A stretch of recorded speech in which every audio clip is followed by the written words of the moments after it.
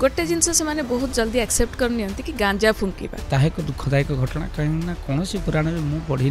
जे शिव गंजेई टाणती बोली अंटार रखि सिंघा को अनेक लोग चिलम बोली भावती गोटे चोर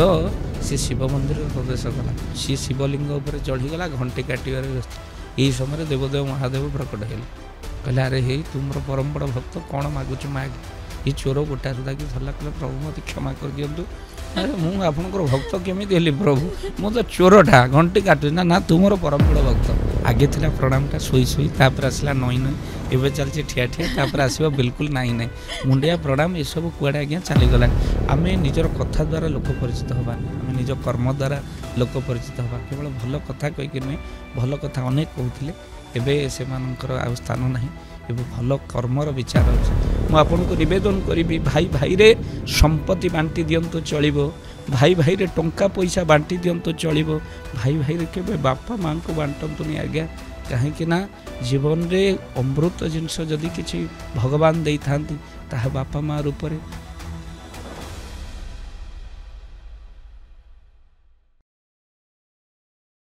जय जगन्नाथ ओडिशावासी मु लोपामुद्रा विस्डम ऑफ ओडिशार फ्रेश एपिसोड को आपन को बहुत बहुत स्वागत। आज आमर गेस्ट होउछंती बाबा दिवाकर दास से जन बहुत ही नोबल पर्सन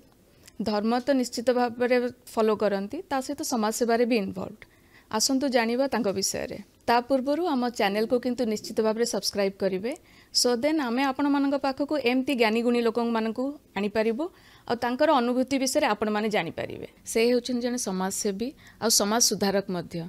बाबा बहुत बहुत स्वागत विस्डम ऑफ ओडिशार सेट को आपन को केमती लागिला हम सेट रे आसी पहुंची के जय जगन्नाथ बहुत बढ़िया लागिला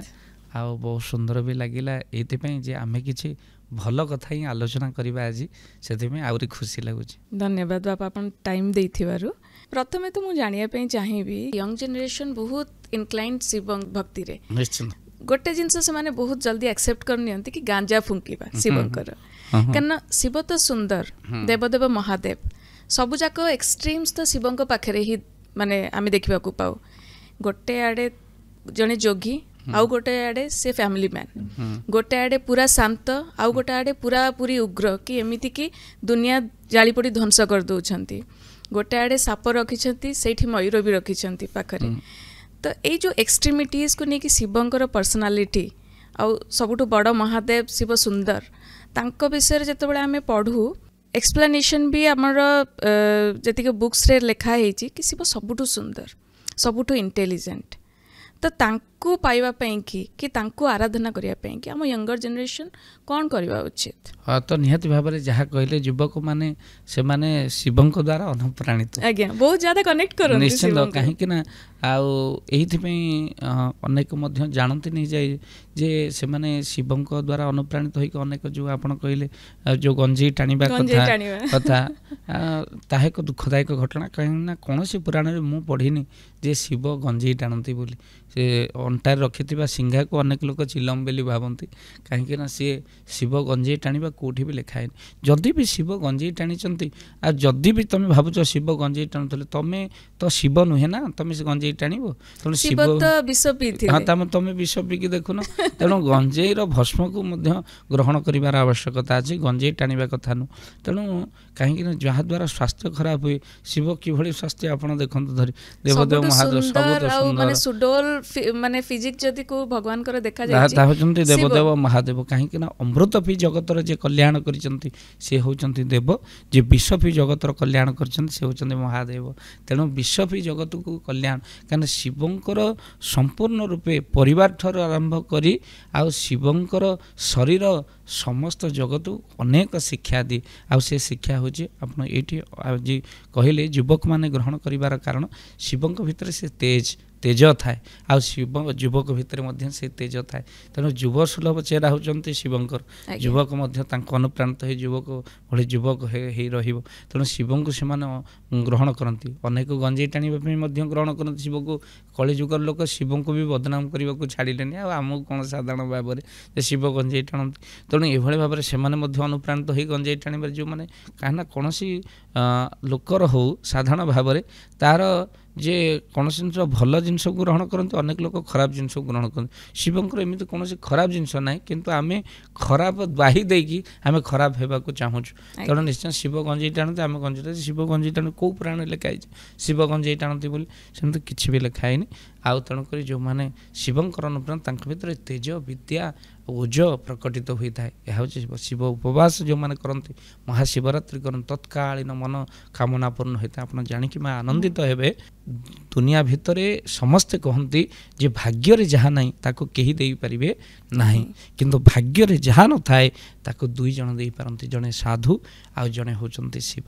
ଆଉ ଏ ଦୁଇ ଜଣ ଭାଗ୍ୟରେ ନଥିବା ଜିନିଷକୁ ମଧ୍ୟ ପ୍ରଦାନ କରନ୍ତି। ନହେଲେ ମୃକଣ୍ଡ ଋଷିଙ୍କର ଭାଗ୍ୟରେ 7 ଜନ୍ମ ପର୍ଯ୍ୟନ୍ତ ପୁତ୍ର ସନ୍ତାନ ନଥିଲା, କିନ୍ତୁ ଶିବଙ୍କର ଦୟାରୁ ମୃକଣ୍ଡ ଋଷି ଏକ ପୁତ୍ର ସନ୍ତାନ ପାଇଥିଲେ। ତାଙ୍କର ନାମ ମାର୍କଣ୍ଡେୟ ହୋଇଥିଲା, ଯେ ଜଳରେ ବିଷ୍ଣୁଙ୍କ ଦର୍ଶନ ପାଇଥିଲେ। ତେଣୁ ଶିବଙ୍କର କୃପା ହେଲେ ଅସମ୍ଭବ ସମ୍ଭବ ହୋଇଯାଏ। ତେଣୁ ଅସମ୍ଭବକୁ ସମ୍ଭବ। ତେଣୁ ଶିବଙ୍କ ତପସ୍ୟା ଅନ୍ୟ ଦେବତାମାନଙ୍କର ଅନେକ ସମୟ ଲାଗେ, କିନ୍ତୁ ଶିବଙ୍କର ଯେଉଁମାନେ ତପସ୍ୟା କରନ୍ତି ସେମାନେ ଭୋଳାନାଥ ମହାଦେବଙ୍କର ତପସ୍ୟା ତତ୍କାଳୀନ ଫଳ ପ୍ରଦାନ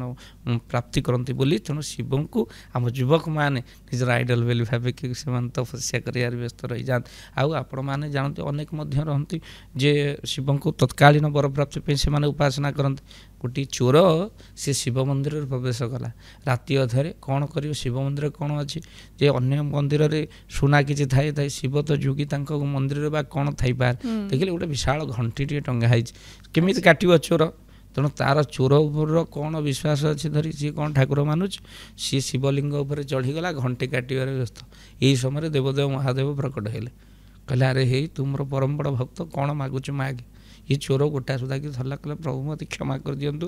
ଆରେ ମୁଁ ଆପଣଙ୍କର ଭକ୍ତ କେମିତି ହେଲି ପ୍ରଭୁ? ମୁଁ ତ ଚୋରଟା, ଘଣ୍ଟି କାଟୁଛି। ନା ନା ତୁ ମୋର ପରମ ବଡ଼ ଭକ୍ତ। ନା ଇଏ ତ ଭୋଳାନାଥ ବୋଧେ ଭୋଳାର ମନରେ କହୁଛନ୍ତି। ଚୋର କହିଲେ ନାହିଁ ପ୍ରଭୁ, ଘଣ୍ଟି କାଟିବାକୁ ଆସିଥିଲି, ମୁଁ ଆପଣଙ୍କ ଭକ୍ତ କେମିତି ହେଲି କୁହନ୍ତୁ। କିଏ ମୋ ଉପରେ କ୍ଷୀର ଚଢ଼ାଇ ମୁଁ ଖୁସି ହେଇଯାଏ, କିଏ ବେଲପତ୍ର ଚଢ଼ାଇ ଖୁସି ହେଇଯାଏ, କିଏ ମହୁ ଚଢ଼ାଇ ଖୁସି ହୁଏ, କିଏ ଦହି ଚଢ଼ାଇ ଖୁସି ହୁଏ। ଆଜି ପର୍ଯ୍ୟନ୍ତ କେହି ନିଜକୁ ଚଢ଼େଇ ନଥିଲେ, ଆଜି ତ ନିଜକୁ ଚଢ଼େଇ ଦେଇଛୁ ମୋ ଉପରେ, ମାନେ ମୁଁ ଅନେକ ଖୁସି। ତେଣୁ ଏହା ହେଉଛି ଭୋଳାନାଥଙ୍କର ମହିମା। ଆଉ ଯାହା କହିଲେ ଫ୍ୟାମିଲି ଭିତରେ ଶିବଙ୍କର ଦେଖନ୍ତୁ, ରାମଚନ୍ଦ୍ର ପୂଜା ପାଇଛନ୍ତି, ରାମଙ୍କ ପୁଅ କେଉଁଠି ପୂଜା ପାଇନାହାନ୍ତି। କୃଷ୍ଣ ପୂଜା ପାଇଛନ୍ତି, କୃଷ୍ଣଙ୍କର ପୁତ୍ର କେଉଁଠି ପୂଜା ପାଇନାହାନ୍ତି। କିନ୍ତୁ ଶିବ ପୂଜା ପାଇଛନ୍ତି, ଶିବଙ୍କ ପୁତ୍ର ଗଣେଶ ପୂଜା ପାଇଛନ୍ତି, କାର୍ତ୍ତିକ ପୂଜା ପାଇଛନ୍ତି, ମହାପାର୍ବତୀ ପୂଜା ପାଆନ୍ତି। ତେଣୁ ସେଭଳି ଭାବରେ ଦେଖନ୍ତୁ ଜଗତ ଭିତରେ ଆମେ ଦେଖିବା ଯେଉଁଠି ପରସ୍ପର ସ୍ନେହ ଆଦାନ ପ୍ରଦାନ ରହେ, ତାହା ହେଉଛି ଶିବଙ୍କର ପରିବାର। ସମସ୍ତଙ୍କର ବାର୍ଥ ଡେ ହେଲେ ଶିବଙ୍କର ବାର୍ଥ ନାଇଟ୍ ଶିବରାତ୍ରି ବୋଲି ସମସ୍ତେ କୁହନ୍ତି। ଆଉ ଆମେମାନେ ସମସ୍ତେ ମଧ୍ୟ ଜାଣିକି ଆନନ୍ଦିତ ହେବା ଯେ ପରସ୍ପର ସ୍ନେହ ଯେ ଥାଏ ନିରନ୍ତର, ବୈକୁଣ୍ଠ ସମାନ ଅଟେ ସେଇ ଘର, ପରସ୍ପର ସ୍ନେହ ଯେ ଥାଏ ନିରନ୍ତର। ଶିବ ପରିବାର କେବଳ ସ୍ନେହର ଆଦାନ ପ୍ରଦାନ ରହିଥାଏ। ଦେଖନ୍ତୁ ଆପଣ ପରସ୍ପର ଭିତରେ ଶତ୍ରୁତା ଭାବ ରହିବା କଥା। ଆପଣ ଦେଖିବେ ମା ପାର୍ବତୀଙ୍କର ବାହନ ହେଉଛନ୍ତି ସିଂହ, ଏଠି ଦେବଦେବ ମହାଦେବଙ୍କର ବାହନ ହେଉଛନ୍ତି ବୃଷଭ। ଏ ପରସ୍ପର ଭିତରେ ପଡ଼ିବା କଥା ନୁହଁ, କିନ୍ତୁ ସେମାନେ ସ୍ନେହରେ ରହନ୍ତି। ସେ ଜଗତକୁ ସ୍ନେହ ଦେଖାଇବା କଥା। ଯେ ଏଠି ମୟୂର ହେଉଛନ୍ତି କାର୍ତ୍ତିକଙ୍କ ବାହନ, ଗଣେଶଙ୍କ ବାହନ ମୂଷା। ଅର୍ଥାତ୍ କ'ଣ ନା ମୟୂର ମୂଷାକୁ ଗୋଟେ ଥର ହରିବୋଲ ପକାଇ ଦେବା କଥା, କିନ୍ତୁ ଏମାନେ ପରସ୍ପର। ଅର୍ଥାତ୍ ଯେଉଁ ପରିବାର ଭିତରେ ପରସ୍ପର ସ୍ନେହ ଥାଏ, ମମତା ଥାଏ, ଭଲ ପାଇବା ଥାଏ, ସେମାନଙ୍କ ଭିତରେ ଶତ୍ରୁତା ନଥାଏ, ତାହା ହିଁ ଶିବ ପରିବାର। ସେଇ ପରିବାର ହେଉଛି ଶିବ ପରିବାର। ତେଣୁ ମୋ ପରିବାରରୁ ଜଗତ ଶିଖ। ମୋ ପରିବାର ଏଇଥିପାଇଁ ଜଗତ ପୂଜ୍ୟ, ମୁଁ ପୂଜା ପାଉଛି, ମୋ ପୁଅ ପୂଜା ପାଉଛି, ତା କାରଣ ପରସ୍ପର ଭିତରେ ସ୍ନେହ ମମତା ଭଲ ପାଇବା ରହିଛି। ତେଣୁ ତମ ପରିବାର ଭିତରେ ପରସ୍ପର ଭିତରେ ଭଲ ପାଇବା ନାହିଁ ବୋଲି ଆଉ ତୁମର ପୂଜା ପ୍ରତିଷ୍ଠା କେଉଁଠି ନାହିଁ, ବରଂ ତୁମ ପରିବାରର ଲୋକ ଯେଉଁଠି ବସିଲେ ସେ ଲୋକ ଉଠିକି ଯାଉଛନ୍ତି। ଏଠି କେବଳ ତଫାତ୍। ଶିବ ପରିବାର ଜଗତ ପାଇଁ ଆଦର୍ଶ। ନିହାତି ଶିବଙ୍କର ଯଦି ଆମେ ଦେଖିବା ତାଙ୍କର ପୁରାପୁରି ଷ୍ଟ୍ରକ୍ଚର, ଶିବ ହିଁ ଜଣେ ଏମିତି ଦେବତା ଯିଏକି ପୁରାପୁରି ବାଲାନ୍ସ କରିକି ସବୁ ରଖିପାରିଛନ୍ତି। ମୁଁ ଯେମିତି କହିଲି କି ସବୁ ଏକ୍ସଟ୍ରିମ୍ସ ସବୁ ଧରିକି ବି ସମସ୍ତଙ୍କୁ ବାଲାନ୍ସ କରିକି ରଖିପାରିବାର କ୍ୟାପାସିଟି ଅଛି କେବଳ ମହାଦେବଙ୍କର। ସେଇ ଯେଉଁ ଶିକ୍ଷାଟା ସେ ଦେଉଛନ୍ତି ଫ୍ୟାମିଲି ମାନଙ୍କୁ କି ତମେ ସବୁ ବାଲାନ୍ସ କରିକି ରଖିବା ପାଇଁ ଚେଷ୍ଟା କର, ତାହେଲେ ସକ୍ସେସଫୁଲ ହେବ। ଜଣେ ସଂସାରୀ ହେଇ ଯୋଗୀ ମଧ୍ୟ ହେଇପାରିବ। ଜଣେ ଶିବଙ୍କର ଶିକ୍ଷା ହେଉଛି ଜଣେ ସଂସାରୀ ହେଇ ମଧ୍ୟ ଯୋଗୀ ହେଇପାରିବ। କେମିତି ଯୋଗୀ ହେଇପାରିବ? ନା ଗୃହରେ ଥାଇ ଯେଉଁ ଜନ କରଇ ନାମ ସଂକୀର୍ତ୍ତନ, ସେ ଗୃହୀ ମହାସାଧୁ ଜାଣ କେହି ନୁହେଁ ତାର ସମ। ସେ ଗୃହୀ ମଧ୍ୟ ପରମ ଯୋଗୀ, ଯିଏକି ସଂସାର କର୍ମ କରି ମଧ୍ୟ ସଂସାର ଥାଇକି ମଧ୍ୟ ଇଷ୍ଟବୃତ୍ତି, ଇଷ୍ଟ ଧ୍ୟାନ, ଇଷ୍ଟ ଚିନ୍ତନ କରିପାରେ। ସେ ସଂସାରୀ ହେଇକି ମଧ୍ୟ ପରମ ଯୋଗୀ ବୋଲାଏ। ଏହା ଶିବଙ୍କ ଠାରୁ ଜଗତ ଶିକ୍ଷା ପାଇବା ଦରକାର। ଆଜ୍ଞା ମାନେ ଶିବଙ୍କର ଯଦି ଲାଇଫ ଷ୍ଟୋରିଟାକୁ ଆମେ ପଢିବା ସମାଜରେ ଗୋଟେ ସାମାଜିକ ପ୍ରାଣୀ ହେଇକି କେମିତି ଭଲସେ ବଞ୍ଚି ପାରିବା ତାଙ୍କଠୁ ହିଁ ସବୁ ପୁରା ଅନୁପ୍ରେରିତ ନିଶ୍ଚିତ ନିଶ୍ଚିତ ଆରମ୍ଭରୁ ଶେଷ ପର୍ଯ୍ୟନ୍ତ ଶିବଙ୍କର ଦେଖନ୍ତୁ ମସ୍ତକରେ ରହିଛନ୍ତି କ'ଣ ନା ଗଙ୍ଗା ଅର୍ଦ୍ଧଚନ୍ଦ୍ର ରହିଛନ୍ତି ଜଗତ ପାଇଁ ଶିକ୍ଷା ଯେ ତୁମେ ମସ୍ତକରେ ହେଉଛି ଚନ୍ଦ୍ର ଚନ୍ଦ୍ର ହେଉଛନ୍ତି ଶୀତଳତାର ପ୍ରତୀକ ତେଣୁ ମୁଣ୍ଡକୁ ଥଣ୍ଡା କରି ରଖ ଆଉ ଗଙ୍ଗା ହେଉଛନ୍ତି ମସ୍ତକରେ ଜଳ ଯାହା ମୁଣ୍ଡରେ ପାଣି ଢଳା ହୁଏ ମୁଣ୍ଡ ଥଣ୍ଡା ହୁଏ ତେଣୁ ନିଶ୍ଚିତ ଭାବରେ ତୁମେ ଯଦି ମୁଣ୍ଡକୁ ଥଣ୍ଡା କରି ରଖିବ ତୁମେ ସଂସାରକୁ ଜିତିପାରିବ ଆଉ ଆପଣଙ୍କର ଦାଢ଼ି ହେଉଛି ଶିବଙ୍କର ଦୃଢ଼ତାର ପ୍ରତୀକ ସବୁବେଳେ କଥା ଏକ ରଖ ଦ୍ୱିତୀୟ ରଖ ନା ଦୃଢ଼ତାର ପ୍ରତୀକ ବେକରେ ପଡ଼ିଛି କ'ଣ ନା ସର୍ପ ସର୍ପ ହେଉଛନ୍ତି କାଳ ଯେ କାଳକୁ ଗୁଡ଼େଇ ଦେବାର ଶକ୍ତି ତୁମ ଭିତରେ ରହିବା ଦରକାର ତାପରେ ତ୍ରିଶୂଳ ତିନୋଟି ଶୂଳ ସତ୍ଵ ରଜ ତମର ପ୍ରତୀକ ହେଉଛି ତ୍ରିଶୂଳ ଜୀବନ ଭିତରେ ଅନେକ କଷ୍ଟ ଆସିବ ତାକୁ ତ୍ରିଶୂଳ ଧରିବାକୁ ପଡ଼ିବ ତା ସହିତ ମଧ୍ୟ ଶିବଙ୍କ ପାଖରେ ରହିଛନ୍ତି କ'ଣ ନା ଆପଣମାନେ ଦେଖିବେ ଶିବ ବୁଳି ହେଇଛନ୍ତି ଭସ୍ମ ବିଭୂତି ଭସ୍ମକୁ ଲେପନ କରିଛନ୍ତି ତାହାର ଅର୍ଥ କ'ଣ ନା ଜଗତ ଭିତରେ ଜଗତକୁ ଜଣେ ଜୀବନ ମରିଗଲା ପରେ ମଣିଷ ଦିମୁଠା ପାଉଁଶ ହେଇଯାଏ ତାକୁ ଅଙ୍ଗୀକାର କରିଛନ୍ତି ମହାଦେବ ଯେ ଜୀବନର ଶେଷ ଅବସ୍ଥା ହେଉଛି କେବଳ ପାଉଁଶଙ୍କୁ ଅଙ୍ଗୀକାର ପ୍ରଭୁ କରିଛନ୍ତି ପୁଣି ମଧ୍ୟ ଦେଖାଯାଇଛି ଯେ ଶିବ ହେଉଛନ୍ତି କ'ଣ ନା ଯୋଗୀ ଯିଏକି ବାଘ ଛାଲକୁ ଧାରଣ କରିଛନ୍ତି ବାଘ ଛାଲ ହିଁ ଧାରଣ କରିଛନ୍ତି ଆଉ ଆପଣ ଜାଣିକି ଆନନ୍ଦ ବାଘ ହେଉଛି ସବୁଠୁ ହିଂସ୍ର ଜନ୍ତୁ ଯିଏକି ମାନେ ହିଂସଟାକୁ ନିଜର ଚାଦର କରି ଦେହରେ ଗୁଡ଼େଇ ହେଇଯାଇଛନ୍ତି କିନ୍ତୁ ଭିତରେ କୌଣସି ହିଂସା ନାହିଁ ତେଣୁ ହିଂସକୁ ଯିଏ ଗୁଡ଼େଇ ହେଇପାରିଲା ଚାଦର ଭଳି ଗୁଡ଼େଇ ହେଇପାରିଲା ଜଗତକୁ ଜିତି ପାରିଲା ନିଜେ ହିଂସାକୁ ନିଜ ଭିତରେ ମାରି ନିଜ କ୍ରୋଧକୁ ନିଜ ଭିତରେ ମାରି ଜଗତକୁ ଯିଏ ଆନନ୍ଦ ଦେଇପାରିଲା ସେ ହେଉଛନ୍ତି ଶିବ ତେଣୁ ଶିବଙ୍କର ପୁଣି ଅଛି ତୃତୀୟ ନୟନ ତୃତୀୟ ନୟନ ତ୍ରିଲୋଚନ ବୋଲି କୁହାଯାଏ ତେଣୁ ତ୍ରିଲୋଚନ ତୃତୀୟ ନୟନ କ'ଣ ତୃତୀୟ ନୟନ ହେଉଛି ଜ୍ଞାନ ଚକ୍ଷୁ ଯେ ମଣିଷ ଯେ ବିଷୟା ଯାହାର ଲୋଚନ ହରାଇ ବୁଦ୍ଧି ଆତ୍ମଜ୍ଞାନ ତେଣୁ ବିଷୟା ଲୋଚନ ରହିଲେ ସମାଜ ନଷ୍ଟ ହେଇଯିବ ଯଦି ତୁମ ଜ୍ଞାନ ନାହିଁ ତୁମ ତୃତୀୟ ନୟନ ନାହିଁ ଯାହାକୁ ଆମେ କହୁନେ ତୋର ଦୂରଦୃଷ୍ଟି ନାହିଁ ସେ ଲୋକକୁ ବିଶ୍ୱାସ କରୁଛୁ ଦେଖିଲା ଫଳ ଭୋଗିଲା ଧରିକି ଯେ ଆପଣ ଗୋଟେ ପାର୍ଟନରସିପ୍ରେ ବିଜନେସ୍ ଆରମ୍ଭ କରିଦେଲେ ଯେ ପାର୍ଟନରସିପ୍ ବିଜନେସ୍ ଆରମ୍ଭ କରିଦେଲେ ସେ ଲୋକକୁ ଜାଣିନାହାନ୍ତି କିଛି ନାହାନ୍ତି ଆପଣଙ୍କର ତୃତୀୟ ନୟନ ନାହିଁ ଦୂରଦୃଷ୍ଟି ନାହିଁ ତେଣୁ ଆପଣ ଦେଖିଲେ ସେ ଲୋକ ଠକ୍ ଠକ୍ ଖାଇଲେ ଆପଣ ଲୋନ୍ରେ ବୁଡ଼ିଲେ ଆପଣ ସୁଝିଲେ ସିଏ ଖସିକି ଆନନ୍ଦରେ ରହିଲା ଯଦି ଶିବଙ୍କ ପରି ତୃତୀୟ ନୟନ ଆପଣଙ୍କର ରହିବ ଜ୍ଞାନ ଚକ୍ଷୁ ରହିବ ନିଶ୍ଚିନ୍ତ ଆପଣ ସମସ୍ତଙ୍କୁ ଜାଣିପାରିବେ ଜ୍ଞାନୀ ସବୁବେଳେ ଧୀର କର୍ମ ଚଞ୍ଚଳ ଭକ୍ତ ସବୁବେଳେ ପାଗଳ ତେଣୁ ନିଶ୍ଚିନ୍ତ ଭାବରେ ତିନୋଟି ଲକ୍ଷଣ ଶିବଙ୍କ ପାଖରେ ଦେଖାଯାଏ ସେ ଜ୍ଞାନୀ ଧୀର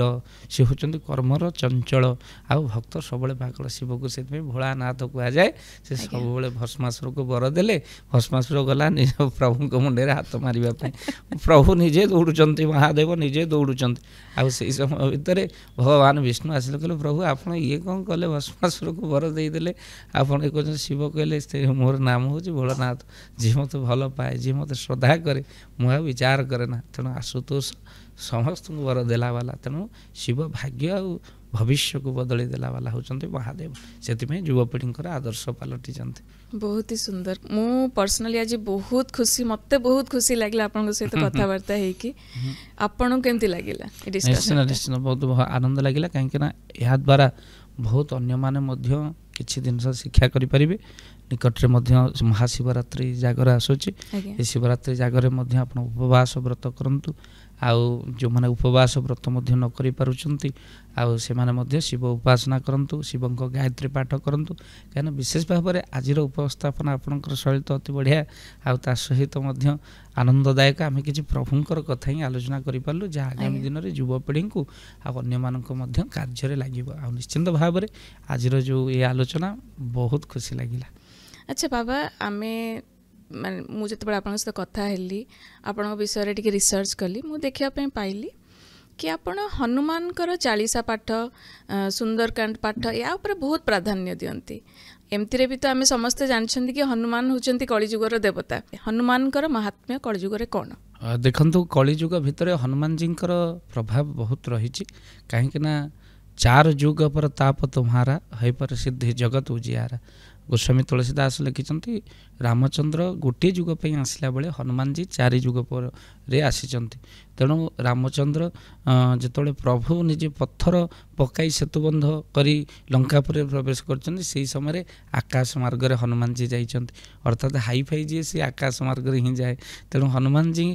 सब भक्त को भगवान बड़ कर पुणी कह जे हनुमान जी होचंती महावीर रघुनाथ होचंती रघुवीर आउ पुणी कह जाए हनुमान रामचंद्र କ'ଣ ଅକ୍ଷର ହେଉଛନ୍ତି ରାମ 2ଟି ଅକ୍ଷର, ହନୁମାନଜୀ ହେଉଛନ୍ତି ହନୁମାନ 4ଟି ଅକ୍ଷର, ଅକ୍ଷର ସଂଖ୍ୟାରେ ମଧ୍ୟ ହନୁମାନଜୀ ବଡ଼। କିନ୍ତୁ ଦେଖିବାକୁ ଗଲେ ଆପଣ ଆଶ୍ଚର୍ଯ୍ୟ ହେଇଯିବେ ଯେ କଳିଯୁଗ ଭିତରେ ଚମତ୍କାର ପ୍ରଭାବ ହେଉଛି ହନୁମାନଜୀଙ୍କର ଚାଳିଶା। ଆମର ଦ୍ୱାଦଶ ରାଶିମାନଙ୍କର ବ୍ୟକ୍ତିବିଶେଷ ଯଦି ଘରେ ସୁନ୍ଦରକାଣ୍ଡ ଆଉ ହନୁମାନ ଚାଳିଶା ପାଠ ହନୁମାନଜୀଙ୍କ ପୂଜା ଅର୍ଚ୍ଚନା କରନ୍ତି ଘରେ ଚମତ୍କାର ପ୍ରଭାବ ପଡ଼ୁଛି। କାହିଁକିନା ଏହା ହେଉଛି ସ୍ୱତଃ ସିଦ୍ଧ। କାହିଁକିନା ଯେଉଁମାନଙ୍କର ରାଶିର ସ୍ୱାମୀ ମଙ୍ଗଳ, ଯେମିତି ଆପଣଙ୍କର ମେଷ ରାଶି ଆଉ ବିଛା ରାଶିର ବ୍ୟକ୍ତିବିଶେଷମାନଙ୍କର ରାଶିର ସ୍ୱାମୀ ହେଉଛନ୍ତି ମଙ୍ଗଳ, ତ ସେଥିପାଇଁ ମଙ୍ଗଳଙ୍କର ସ୍ୱାମୀ ହେଉଛନ୍ତି ହନୁମନ୍ତ ମହାରାଜ। ତେଣୁ ତାଙ୍କ ଉପରେ ବେଶୀ ପ୍ରଭାବ ପଡ଼ୁଛି। ମୁଁ ତ ଏଇଟା ଜାଣିନଥିଲି, ମୋର ମେଷ ରାଶି, ମୁଁ କିନ୍ତୁ ହନୁମାନଜୀଙ୍କୁ ପୂଜା କରେ। ନିଶ୍ଚିନ୍ତ ଭାବରେ ତାର ଫଳସ୍ୱରୂପ ଆପଣ ନିଶ୍ଚିନ୍ତ ଭାବରେ ଲାଭବାନ ହେଉଥିବେ। କାହିଁକିନା ଆପଣଙ୍କ ଉପରେ ଆସୁଥିବା ପଥର ଭଳି ବିପଦ ତାହା ବାଲି ଭଳି ହେଇଯିବ। କାହିଁକିନା ଆପଣଙ୍କର ବାବା ଆପଣ ଯୋଉଟା କହିଲେ ମୁଁ ବହୁତ टाइम मुझे निजे भी फील करची कि कहीं ना कहीं मो चारिपटे भगवान प्रेजेंसटा अच्छी एते बड़ बड़ विपत्ति आसी परे भी आमे से सिचुएशन रु बाहरी की पुणी से सिचुएशन को फेस करी कि नुआ किछि एनर्जी नहीं कि पुणी बैक माने आसी पारछु काम को सब बळे ईश्वर को अनुभव करबा ही तांको प्रति भलो पाइबा आपण तांको अनुभव करछन्ती हनुमान जी को माने निश्चिंत हनुमान जी को प्रति भलो पाइबा आ हनुमान जी को आपण को प्रति मध्य स्नेह रही कहीं ना प्रभु हनुमान जी जहाँ पर कृपा करती ताको प्रत्येक समय रे से अनुभव करांती कहीं से पूरा पवन तो न पवन भली से अनुभव हो आपणकर जे एडे बड़ विपद थिला कहीं पड़े गला एडे बड़ विपद एते बड़ भयंकर स्थिति होता ठीक अच्छे कहीं अनुभव को सत्य कही कहले अभिराम भाई तेणु कलिजुगर जीवंत ठाकुर होचंती हनुमंत महाराज तेणु हनुमान जी पूजा अर्चना कले निश्चिंत भाव में फल मिले आप जानिके आनंदित हेबे जे मानकर पिला माने दुष्ट होचंती जिदखोर होचंती जदि हनुमान जी को 21 दिन आप राशि तेलर दीप को आप मंदिर रे जाली हनुमान जी बाम पाद बाम हस्तरु सिंदूर को आनी पिला 21 दिन आप मुंडरे लगाइबे ता सहित 21 दिन आमिष घरे पुरेबे नहीं पिला को मध्य खाइबा देबेनी मद मांसरु घर भीतर के प्रवेश न हो देखिए आपण को पिला आस्ते आस्ते सुधरी जाए कहीं बाएँ भुजा अश्र दल मारे दाहिने भुजा सन्थ जनतार तेणु बाँ भुजा केवल अश्र प्रवृत्ति को नाश करने हनुमान जी तेणु हनुमान जी बाम पाद सिंदूर ये हूँ महात्म्य अनेक जगार मध्य चमत्कार फल मिलूँ ता सहित मनीष जिते दुख कष्ट भितर था ऋण कर तेणु ऋण जो मैंने कर हनुमान जी मंदिर में किसी इटा आपण दान कर दियंतु देखिए ता फल मध्य चमत्कार फल मिलूँ हनुमान मंदिर में किसी इटा आप दान कर दे जदि आपणकर पुत्र संतान सहित विवाह जोग पिटुनी हनुमान जी मंदिर में 40 दिन आप दीप जालतु राशि तेलर दीप 40 दिन जालिबे देखिए तार प्रभाव निश्चिंत आपण पड़ो जे गुड़िक हनुमान जी द्वारा कार्य सिद्ध होती से प्रत्येक वीडियो में कहे आ हनुमान जी को बहुत भल पाए आर साधना प्रत्येक मंत्र कौन रही चमत्कार प्रभाव ताको प्रथम अनुभव करे तापर अन्य को कहे कहीं आपने आचर्य धर्म अर्पे शिखाए निजे अनुभव न करें अन्य कही कौन लाभ कौन अच्छे तो निश्चिंत भाव में आप जानिक आनंदित हेबे आम दर्शक जानिक आनंदित हेबे सन्थ तुलसीदास जितेबाला भयंकर रोग हो गला से से हनुमान जी को प्रार्थना कले स्तुति कले हनुमान जी प्रकट हेले आउ रोग दूर हो गला जेतिकी स्तुति करचंती तुलसीदास हनुमान जी को प्रार्थना कर प्रभु मुझे स्तुति करके मोर रोग दुख कष्ट दूर होती से स्तुति को जे अन्य जने पाठ कर निश्चिंत रोग दुख दूर हम आपड़ केवल बर एति हनुमान तथास्तु करती स्तुति करचंती हनुमान जी तुलसीदास ता ही हनुमान जी चमत्कार मंत्र हनुमान जी बाहुक अनेक जानती ना हनुमान जी बाहुकर कौन रही लाभ आप यूट्यूब रे सर्च करेंगे मिनिमम 20-25 मिनट केवल शुणा लगे आप जो मान ब्रेन डेड होती जो मान पारालिसिस पड़ी चमत्कार प्रभाव पड़ो एमती कि आम सरकार को अनुरोध कर प्रत्येक मेडिकल जो मैंने आईसीयू अच्छा ब्रेन डेड अच्छी से हनुमान जी बाहुक शुणातु माने म्यूजिक सिस्टमेटिक रे हनुमान जी को बाहुक शुणातु देखिए चमत्कार फल निहाती भाव में मिल ब्रेन डेड आस्ते आस्ते आस्ते आस्ते रिकवरी हम आ निश्चित भाव में तार प्रभाव निहाती भाव में पड़ो तेणु ये कथा अनेक जानते निहाती भाव में मंत्र जो आपण कहिले मंत्र तो साइंटिफिकली प्रूवन कि तार जो वेवलेंथ तार फ्रीक्वेंसी आपणकर मस्तिष्क नर्व को केते ज्यादा इंपैक्ट पकाए निहाती ଆପଣଙ୍କର ସେଇଟା ହେଉଛି ଗୋଟେ ହେଉଛି ଆପଣଙ୍କର ଦେଖନ୍ତୁ ବଂଶୀ କେବଳ ଯଦି ଆପଣ ସକାଳୁ ଉଠି ଶୁଣନ୍ତି ଆପଣଙ୍କର ମାଇଣ୍ଡ ୱାଶ୍ ହେଇଯିବ। ତାକୁ ଯେଉଁ ମ୍ୟୁଜିକ୍ ଥେରାପି ଅବିକା ସବୁ ସାଇଣ୍ଟିଷ୍ଟ ମାନେ ସବୁ ବିଭିନ୍ନ ମେଡ଼ିକାଲରେ କହୁଛନ୍ତି ସେଇଟା ମଧ୍ୟ ମନ୍ତ୍ରର ଗୋଟେ ଚମତ୍କାର ପ୍ରଭାବ, ଯାହା ବିଦେଶ ମାନଙ୍କରେ ଏବେ ଆମ ସଂସ୍କୃତିକୁ ଆମ କଲଚରକୁ ଫଲୋ କରୁଛନ୍ତି। ମନ୍ତ୍ରର ପ୍ରଭାବଟାକୁ ସେମାନେ ଦେଖୁଛନ୍ତି ମଧ୍ୟ ଚମତ୍କାର ପ୍ରଭାବ ଏ ମନ୍ତ୍ର ଗୁଡ଼ିକର ପଡ଼ୁଛି। ସେଥିପାଇଁ ହନୁମାନଜୀଙ୍କର ଯାହା ଆପଣ ପାଠ କରିବେ, ଯେହେତୁ 4 ଯୁଗ ପର ତାପ ତୁମାର ହୋଇ ପର ସିଦ୍ଧି ଜଗତ ଜିଆରା, ତେଣୁ ଦେଖିବେ ତାର ପ୍ରଭାବ ମଧ୍ୟ ପଡ଼ିବ ଆଉ ନିଶ୍ଚିନ୍ତ ଭାବରେ ସେମାନେ ଲାଭବାନ ହେବେ। ଆପଣ ଆଶ୍ଚର୍ଯ୍ୟ ହେବେ, ମୁଁ ଗୋଟେ ଭିଡ଼ିଓ ମଧ୍ୟ ପ୍ରସ୍ତୁତ କରିଥିଲି, ଘରୁ କେବେ ଚୋରି ହେବନି, ଘରେ ଲେଖିଦିଅନ୍ତୁ ଏଇ ଗୋଟିଏ ଚଉପାଇ ଯେ ସବ ସୁଖ ଲହେ ତୁମ୍ହାରି ଚରନା ତୁମ ରକ୍ଷକ କାଙ୍କୁ ଡରନା, ଯେ ସବ ସୁଖର ହେଉଛନ୍ତି ମୁଖ୍ୟ ହେଉଛନ୍ତି ହନୁମନ୍ତ ମହାରାଜ। ତେଣୁ ସବ ସୁଖ ଲହେ ତୁମ୍ହାରି ଶରଣ, ତେଣୁ ଯିଏ ତୁମ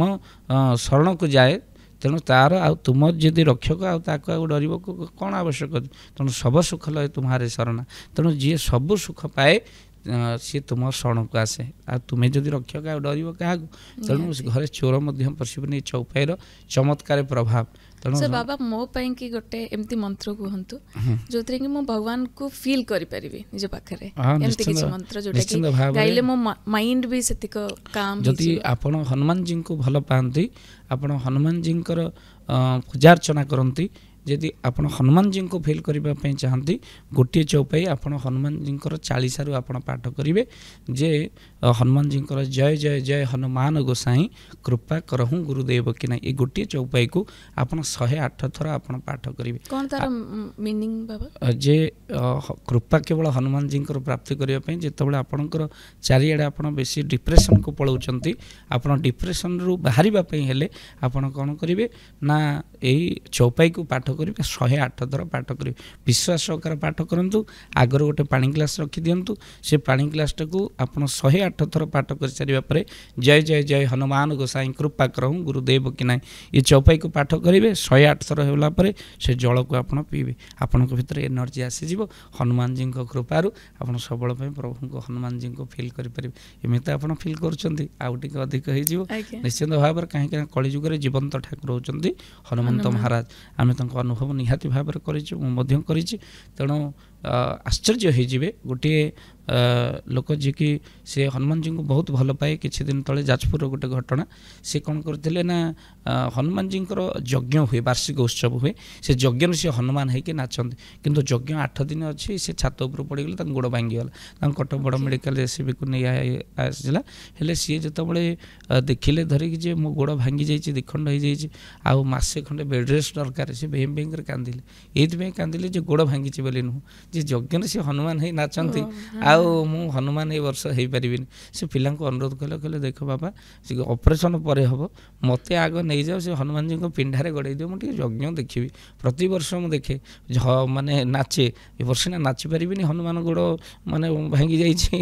ଗୋଡ଼ ଭାଙ୍ଗି ଯାଇଛି, ଆଉ ତେଣୁକରି କ'ଣ କରାଯିବ। ତେଣୁ ମୋତେ ସେ ପିଣ୍ଡାରେ ବାପା ଜିଦି କରୁଛନ୍ତି। ପିଲାମାନେ କହିଲେ ହଉ ବାପା ନେଇ ସେ ହନୁମାନଙ୍କ ମନ୍ଦିରରେ ଛାଡ଼ିଦେବା। ଯେଉଁଦିନ ଯଜ୍ଞ ସେଦିନ ହନୁମାନଙ୍କର ମନ୍ଦିରରେ ଆଜ୍ଞା ଛାଡ଼ିଦେଲେ, ଅଧିବାସ ଯେଉଁଦିନ। ତେଣୁ ତାପରେ ସେ ହନୁମାନଙ୍କ ହେଇକି ନାଚନ୍ତି ସବୁ ବର୍ଷ। ଏ ବର୍ଷ ତ ନାଚିବେନି। ସ୍କୁଲ ଛୁଆ ସବୁ ସ୍କୁଲ ଗଲାବେଳେ ଦେଖିଲେ, କହିଲେ ଆରେ ହେଇ ଏ ବର୍ଷ ତ ହନୁମାନ ଗୋଡ଼ ଭାଙ୍ଗି ଗୋଡ଼ ପ୍ଲାଷ୍ଟର ଗୁଡ଼ା ହେଇଛି, ଏ ଗୋଡ଼ ଭାଙ୍ଗି ଯାଇଛି ହନୁମାନଙ୍କର, ଆଉ ନାଚିବ କିଏ ଏ ବର୍ଷ? ହନୁମାନଙ୍କର ହଁ, ଏ ବର୍ଷ ହନୁମାନଙ୍କ ଗୋଡ଼ ଭାଙ୍ଗି ଯାଇଛି, ଆଉ ନାଚିବ କିଏ? ଇଏ ଭେଁ ଭେଁକରେ କାନ୍ଦିଲେ, କହିଲେ ପ୍ରଭୁ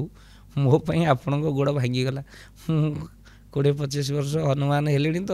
ଆଜି ମୋର ଯାହା ହେଉଛି ଆପଣଙ୍କର ତାହା ହେଉଛି। ଲୋକ କେହି କହୁନାହାନ୍ତି ମୋ ଗୋଡ଼ ଭାଙ୍ଗିଛି ବୋଲି, ସମସ୍ତେ କହୁଛନ୍ତି ହନୁମାନଙ୍କ ଗୋଡ଼ ଭାଙ୍ଗି ଯାଇଛି। ମୋ ପାଇଁ ଆପଣ କାହିଁ ନିନ୍ଦା ପ୍ରଭୁ ସହୁଛନ୍ତି। ରାତି ଅଧରେ ପ୍ରବଳ କଷ୍ଟ ହେଇଛି, ମାନେ ହାଡ଼ ଭଙ୍ଗା କଷ୍ଟ ଠାରୁ କଷ୍ଟ ନାହିଁ। ସେତେବେଳେ ପ୍ରଭୁ ନିଜେ ଆସିଛନ୍ତି, ମାନେ ତାଙ୍କର ଅନୁଭୂତି ମୁଁ କହିଲା ବେଳକୁ ମୋ ଲୋମ ପୁଲକିତ ହେଇଯାଉଛି। ସେ କ'ଣ କରିଛନ୍ତି ନା ଆଉଁସି ଦେଇଛନ୍ତି, ପ୍ରଭୁ ଆଉଁସି ଦେଉଛନ୍ତି ହନୁମନ୍ତ ମହାରାଜ। ତେଣୁ ଯେତେବେଳେ ଆଉଁସି ଦେଉଛି ସକାଳେ ହେଲା ବେଳକୁ ଆଶ୍ଚର୍ଯ୍ୟ ହେବେ। ଏବେ ବି ସେ ଲୋକ ଅଛନ୍ତି, ଆମେ ଡାକିବା କେତେବେଳେ ତାଙ୍କୁ, ବସିବେ ସେ ତାଙ୍କର ହନୁମାନଜୀଙ୍କର କଥା କହିବେ,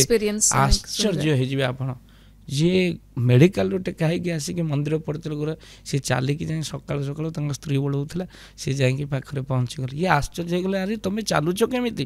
ନା ସବୁ ସେ ହନୁମାନଜୀଙ୍କ କୃପା। ତେଣୁ କଳିଯୁଗରେ ଅଦ୍ଭୁତ ଚମତ୍କାର କରନ୍ତି ମାନେ ଆପଣ ଏଇ ଚମତ୍କାର ନିଜେ ଦେଖିଛନ୍ତି? କାହିଁକି ନା ମୁଁ ପ୍ରବଚନକୁ ଯାଇଥାଏ, ତେଣୁ ମୁଁ ଯେତେବେଳେ ଦେଖିଲି ସିଏ ନାଚୁଛନ୍ତି ପ୍ରବଚନରେ, ଯେତେବେଳେ ନାଚୁଛନ୍ତି ମୁଁ କହିଲି ଆଉ ଏ ବର୍ଷ କାହିଁ ଟିକେ ଉଦଣ୍ଡ ନାଚ ହେଲାନି? ନା ବାବା କେମିତି ହେଲା କୁହନ୍ତୁ। ମୁଁ କହିଲି ଉଦଣ୍ଡ ନାଚ ସିନା ହେଲାନି, କିନ୍ତୁ ନାଚ ହେଇଛି କେମିତି କୁହନ୍ତୁ। ମୁଁ କହିଲି କାହିଁକି, କ'ଣ ଅସୁବିଧା ଆପଣଙ୍କର? ନା ଏଇଭଳି ହେଉଛି ଘଟଣା। ମୁଁ ଆଶ୍ଚର୍ଯ୍ୟ ହୋଇଗଲି, ମୋ ଆଖିରୁ ଲୁହ ଗଡ଼ି ପଡ଼ିଲା ଯେ କଳିଯୁଗର ଭିତରେ ଅସମ୍ଭବକୁ ସମ୍ଭବ କରିଦିଅନ୍ତି କେବଳ ହନୁମନ୍ତ ମହାରାଜ। ଜଣେ ବଡ଼ ପ୍ରଫେସର ଯିଏ ତାଙ୍କ ପ୍ରୋଗ୍ରାମକୁ ମୋତେ ଡାକିଥିଲେ, କହିଲେ ଆଜ୍ଞା ବାବା ଦୁନିଆ ଭିତରେ ସମସ୍ତେ କହୁଛନ୍ତି ଏ ସାଧୁ ସନ୍ଥ ବାବାଜୀ ବୈଷ୍ଣବ ସବୁ ରୋଗ ହେଲାକୁ ମେଡ଼ିକାଲକୁ ଯାଉଛନ୍ତି, ଏମାନେ ସିନା ସମସ୍ତେ ମେଡ଼ିକାଲକୁ ଆସୁଛନ୍ତି, କିନ୍ତୁ ଆମେ ଇଞ୍ଜେକ୍ସନ୍ ଲଗାଇ ଦେଉ, ହେଲେ ଭଲ ହେବ କି ନାହିଁ ତା ଉପରେ ନିର୍ଭର। କାହିଁକି ନା ଆମେ ଶେଷ ଅବସ୍ଥାରେ ନା ଜଣଙ୍କର 5 ଦିନରେ ରିକଭରି ହେଉଛି, ଜଣକୁ ସେଇ ଇଞ୍ଜେକ୍ସନ୍ ମାସେ ମାସେ ଦେଉଛି, କିଛି ତାର କାର୍ଯ୍ୟ ହେଉନି। କାହିଁକି ନା ଇଏ ହେଉଛି କେବଳ ତାର କର୍ମ ଆଉ ପ୍ରାରବ୍ଧର। ଜଣେ ବଡ଼ ପ୍ରଫେସର ଯିଏକି ସେ ମୋତେ ଏଇ କଥା ହିଁ କହିଥିଲେ, କହିଲେ ନିଶ୍ଚିନ୍ତ ଜଗତ ଭିତରେ ଈଶ୍ୱର କେହି ଜଣେ ଅଛନ୍ତି। କାହିଁକିନା ଆମେ ପ୍ରତ୍ୟେକ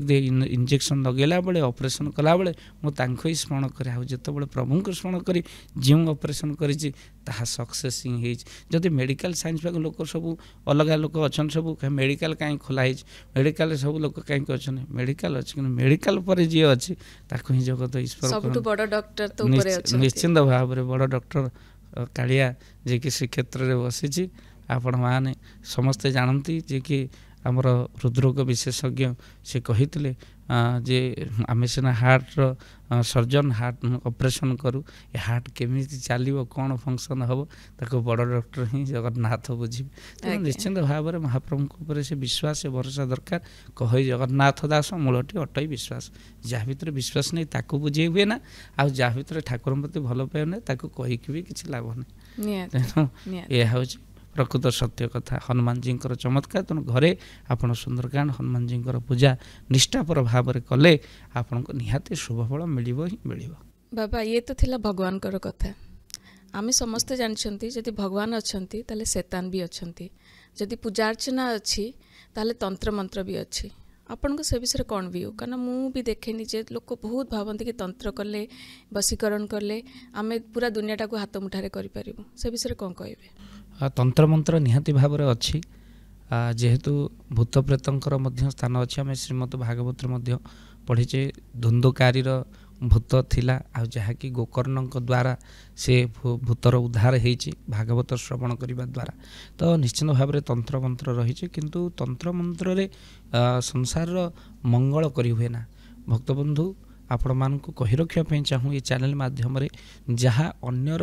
ମଙ୍ଗଳକାରୀ ନୁହେଁ ସେ ଜିନିଷ ବିଲକୁଲ ଗ୍ରହଣ କରିବା କଥା ନୁହେଁ। ତେଣୁ ଅନେକ ମଧ୍ୟ ତନ୍ତ୍ର ଦ୍ୱାରା ଅନ୍ୟକୁ ଯାହା କହିଲେ ଆପଣ ବଶୀକରଣ କରିବା, ଅନ୍ୟକୁ ଏମିତିକି ମାରିଦେବା, ତନ୍ତ୍ର କରିକି ଅନ୍ୟକୁ ଜୀବନକୁ ନଷ୍ଟ କରିଦେବା, ସେଭଳି ମଧ୍ୟ ରହିଛନ୍ତି। ତେଣୁ ବିଶେଷ ଭାବରେ ଆପଣଙ୍କୁ ଉପାୟ ମଧ୍ୟ କରିଦେଉଛି, ତନ୍ତ୍ର ମନ୍ତ୍ରର ପ୍ରଭାବ ବିଲକୁଲ ଆପଣଙ୍କ ଉପରେ ପଡ଼ିବନି। ଆପଣ ଯଦି ହନୁମାନଜୀଙ୍କର ସିନ୍ଦୁରକୁ ପ୍ରତ୍ୟେକ ଦିନ ଧାରଣ କରିବେ, ବହୁତ ପିଶାଚ ନିକଟ ନାହିଁ ଆବେ, ମହାବୀର ଯବ ନାମ ଶୁଣାବେ। ତାପରେ ଭୂତ ପ୍ରେତର ପ୍ରଭାବ, ତନ୍ତ୍ର ମନ୍ତ୍ରର ପ୍ରଭାବ ବିଲକୁଲ ପଡ଼ିବନି। ଯଦି ଆପଣଙ୍କୁ ସେଭଳି ଫିଲ୍ ହେବ ଯେ ମୋତେ କୌଣସି ଲୋକ ତନ୍ତ୍ରମନ୍ତ୍ର କରୁଛି କି, ଇଏ ମଧ୍ୟ ଗୋଟେ ମାନେ ସାଇକୋଲୋଜି ପ୍ରୋବ୍ଲେମ୍ ମଧ୍ୟ ବେଳେବେଳେ ହୋଇଯାଏ। ବେଳେବେଳେ ମଣିଷ ସହିତ ତାପରେ ଗୁଣିଆ ପାଖକୁ ଯାଏ, କିଛି କାଂଶରେ ମଧ୍ୟ ଗୁଣିଆ ଏହାର ଫାଇଦା ଉଠାଏ ଯେ କଳା ହେଇ ଲୋକଟା ତୋତେ ତନ୍ତ୍ର କରୁଛି। ତ କଳା ତ ଅଲରେଡ଼ି ଅନେକ ଅଛନ୍ତି, ସିଏ ଆଗ ସନ୍ଦେହ କରିବ କଳା କିଏ, ନା ଯାହା ସହିତ ମୋର ଝଗଡ଼ା ହେଇଥିଲା। ତେଣୁ ସିଏ ଆଗ ଭାବିଦେବ ଆରେ ସେଇ ଲୋକଟା ମୋତେ କରୁଛି, ସିଏ ତାର ଶତ୍ରୁ ହେଇଗଲା, ସମୟ ଆସିବ ତାକୁ ମାରିବ, ହାଣିବ, ଇଏ ମୋତେ ତନ୍ତ୍ର କରୁଛି। ତେଣୁ ଲୋକ ଡାଇରେକ୍ଟ ଯଦି ତୁ ଜାଣିଛୁ ଧରି ଗୁଣିଆ ସାଙ୍ଗେ ସାଙ୍ଗେ ଡାଇରେକ୍ଟ କହୁନି ଏଇ ଲୋକଟା ଏଇ, କିନ୍ତୁ ନା ସେ ସେମିତି କହିବନି। ତ ଏମିତି କହି ମଧ୍ୟ ଲୋକ ବହୁତ ଗୁଣିଆମାନେ ଫାଇଦା ଉଠାଉଛନ୍ତି। ତା ଭିତରେ ଜମା ବି ପଶନ୍ତୁନି, ଆଉ ଆପଣମାନେ ଅନ୍ଧବିଶ୍ୱାସରେ ପଶନ୍ତୁନି। ଆପଣ କେବଳ ଭଗବାନଙ୍କୁ ବିଶ୍ୱାସ କରନ୍ତୁ। ଅଛି ତନ୍ତ୍ର ମନ୍ତ୍ର, କିନ୍ତୁ ତାର ମଧ୍ୟ ପ୍ରତିକାର ଅଛି। ହନୁମାନଜୀଙ୍କର ଚାଳିଶା ପାଠ କରନ୍ତୁ, ହନୁମାନଜୀଙ୍କ ଦର୍ଶନ କରନ୍ତୁ। ଶନିବାର ମଙ୍ଗଳବାର ଆପଣ ନିଶ୍ଚିନ୍ତ ଭାବରେ ରାଶି ତେଲର ଦୀପଟି ହନୁମାନଙ୍କ ମନ୍ଦିରରେ ଜାଳନ୍ତୁ, ଆଉ ହନୁମାନଙ୍କ ସିନ୍ଦୁର ପ୍ରତ୍ୟେକ ଦିନ ଧାରଣ କଲେ ଏ ତନ୍ତ୍ର ମନ୍ତ୍ରର ପ୍ରଭାବ ଆପଣଙ୍କ ଉପରେ କିଛି ବି ପଡ଼ିବନି। ଆଚ୍ଛା ବାବା ଯେଉଁମାନେ ତନ୍ତ୍ରମନ୍ତ୍ର କରୁଛନ୍ତି ସେମାନଙ୍କ ଉପରେ କ'ଣ କିଛି କୁପ୍ରଭାବ ପଡ଼େନି? ନିଶ୍ଚିନ୍ତ ଭାବରେ ଆପଣମାନେ ଦେଖିବେ ଧରେ ବହୁତ ଗୁଣିଆ ଆମେ ବି ମଧ୍ୟ ଆଖି ସାମ୍ନାରେ ଦେଖିଛୁ ଯେ ସମସ୍ତେ କୁହନ୍ତି ଏଇଟା ଗୋଟେ ବଡ଼ ଗୁଣିଆ ଥିଲା, ଦେଖିଲା ତା ପୁଅ ଗୋଟେ ରୋଡ଼ ଆକ୍ସିଡେଣ୍ଟରେ ମରିଥିବ, ଯେ ଗୁଣି ଗାରେଡ଼ି କରୁଥିବ ଧରି ଜୀବ ହତ୍ୟା, କୁକୁଡ଼ା ମାରେ, ଛେଳି ମାରେ, ଏସବୁ କରୁଥିଲା, ସେମିତି ସେ ନିଜେ ମରି କଲବଲ ହେଇକି ମରିବ ଧରିକି ଅନେକ ତ ଆମେ ଦେଖିଛୁ ଧରିକି ଯେଉଁମାନେ ତନ୍ତ୍ରମନ୍ତ୍ର ଗୁଣି ଗାରେଡ଼ି କରୁଥିଲେ ସେ ସମୟ ଭିତରେ ବହୁତ ଘର କୁଆଡ଼େ ଭାଙ୍ଗିଛନ୍ତି, ଯାହା ବାପା ଜେଜେମା କହନ୍ତି ଦେଖିଲା ବେଳକୁ ସେମାନେ ଏବେ ମଲା ବେଳକୁ ତାଙ୍କ ଶରୀର ଭିତରୁ ଆତ୍ମା ଯାଉନି, ଦେହରେ ପୋକ ଚାଲିଲାଣି, ସେଭଳି ଏଭଳି ପରିସ୍ଥିତି ସେମାନେ ମାନେ ଯେଉଁ ଘା ହେଇଯାଏ, ମାନେ ସେଜରେ ପଡ଼ି ପଡ଼ି ଯେଉଁଭଳି ଘା ହେଇଯାଏ, ହଁ ସେଇ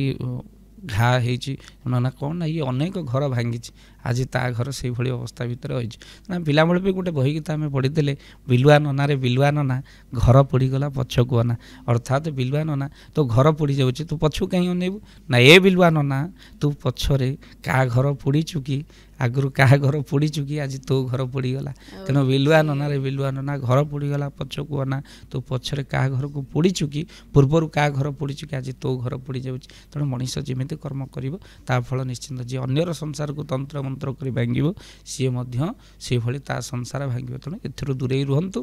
ଭଗବତ ଉପାସନା କରନ୍ତୁ, ତନ୍ତ୍ରମନ୍ତ୍ର ଠାରୁ ଦୂରେଇ ରୁହନ୍ତୁ। ଆଧ୍ୟାତ୍ମ ଲାଇନରେ ଥାଇ ୟୁଟ୍ୟୁବ ଚ୍ୟାନେଲ କ୍ରିଏଟ୍ କରିବା କଥା କାହିଁକି ଚିନ୍ତା କଲେ, ଆଉ କେମିତି ଜର୍ଣ୍ଣିଟା ଥିଲା ଆପଣଙ୍କର? କରୋନା ସମୟର କଥା, ଯେତେବେଳେ ମହାମାରୀ ଚାଲିଥିଲା, ସେତେବେଳେ କୋଭିଡ-19କୁ ନେଇକି ସମସ୍ତଙ୍କ ମନରେ ଗୋଟେ କୋକୁଆ ଭୟ ଥିଲା, କେତେବେଳେ କୋଭିଡ଼ ଯିବ, ଘରେ ଘରେ ଲୋକମାନେ ଲକଡାଉନର ପରିସ୍ଥିତି। ସେହି ସମୟ ଭିତରେ ଆମେ ଚିନ୍ତା କଲୁ ଯେ ଲୋକମାନେ ଯେତିକି ରୋଗରେ ମରୁନାହାନ୍ତି ସେତିକି ଲୋକ ଡିପ୍ରେସନରେ ମରିଯାଉଛନ୍ତି, ତେଣୁ ନିଶ୍ଚିନ୍ତ ଭାବରେ ଲୋକମାନଙ୍କ ଭିତରେ ସେ ଭୟ ସଞ୍ଚାର ନ ହେଉ ସେଥିପାଇଁ ୟୁଟ୍ୟୁବ୍ ଥିଲା ତାର ଗୋଟେ ମାଧ୍ୟମ। ଆଉ ଯେଉଁ ୟୁଟ୍ୟୁବ୍ ମାଧ୍ୟମରେ ଆମେମାନେ ଲୋକମାନଙ୍କ ପାଖରେ ପହଞ୍ଚିଲୁ, ଆଉ ୟୁଟ୍ୟୁବ୍ ମାଧ୍ୟମରେ ଲୋକମାନଙ୍କ ମନରେ ସେ ଭରସା ଭରିଦେଲୁ ଯେ ଏମିତି କିଛି ବି ହେବନି, କାହିଁକିନା ଆମ ପଞ୍ଚସଖାମାନେ ମହାପୁରୁଷମାନେ ଲେଖିଛନ୍ତି ଯେ ଏ କରୋନା କେତେବେଳେ ଯିବ, ଏ କରୋନା ମହାମାରୀର କଥା କେତେବେଳେ ଭଲ ରହିଛି ସ୍ଥିତି, ଆଉ ତା ସହିତ ଭୟଭୀତ ଜମା ବି ହୁଅନ୍ତୁ ନାହିଁ। ଆଉ ଯେଉଁ ପ୍ରକୃତରେ ଯେଉଁ ଡର ଗୟା वो ମର ଗୟା, ଆଉ ସବୁବେଳେ ଲୋକ ଲକଡାଉନ ଭିତରେ ରହିକି କିଛି ଭଲ ଚିନ୍ତା କରିପାରୁନଥିଲେ, ଭଲ କଥା କିଛି ଶୁଣିପାରୁନଥିଲେ, ତ ସେଥିପାଇଁ ତାଙ୍କୁ କିଛି ଆଧ୍ୟାତ୍ମିକ କଥା ଶୁଣେଇବା, ଏହା ଥିଲା ସେଦିନର କଥା। ଆଉ ଲୋକମାନେ ବି ବହୁତ ଗ୍ରହଣ କରିଥିଲେ ଆଉ ଆଦର ମଧ୍ୟ ଦେଇଥିଲେ। ଯେମିତି ମହାପୁରୁଷ ମାଳିକାରେ ଲେଖିଛନ୍ତି ଯେ ସମୟ ଏମିତି ଆସିବ ବଳଦ ସମାନ ମଣିଷ ହୋଇବ, ମୁହେଁ ଲଗାଇବ ତୁଣ୍ଡି, ଶୃଗାଳ କୁକୁର ମାରି ଖାଇଯିବେ, ଚାତକ ପକ୍ଷୀକୁ ଭଣ୍ଡି। ଯେମିତି ଏମିତି ବି କୋଭିଡ଼ ଆସିବାର ପୂର୍ବରୁ ମଧ୍ୟ ମହାପୁରୁଷ ଲେଖିଥିଲେ ଯେ ଅଚିହ୍ନା ବ୍ୟାଧି ଆସିବ, ଆଉ ତାକୁ ମଧ୍ୟ ଆମମାନେ ଆଗରୁ କହିଥିଲୁ। ଆଉ ପ୍ରକୃତରେ ଦେଖିବାକୁ ଗଲେ କରୋନା ସମୟରେ ଲୋକମାନେ ବଳଦ ଭଳି ମୁହଁରେ ମାସ୍କ ପିନ୍ଧିକି ହିଁ ଯିବାକୁ ପଡ଼ିଲା, ଆଉ ମାଳିକାର କଥା ସତ ହେଲା। ତ ନିଶ୍ଚିନ୍ତ ଭାବରେ ଏ ଘଟଣା ବେଶୀ ଦିନ ରହିବନି, ଯେମିତି ଦୁଃଖ ଆସିଛି ଚାଲିଯିବ, ସୁଖ ଆସିଥିଲା ଦିନେ ଚାଲିଯିବ, ତେଣୁ ସେଥିପାଇଁ ଜମା ବି ଓରିଡ଼ି ହୁଅନ୍ତୁନି,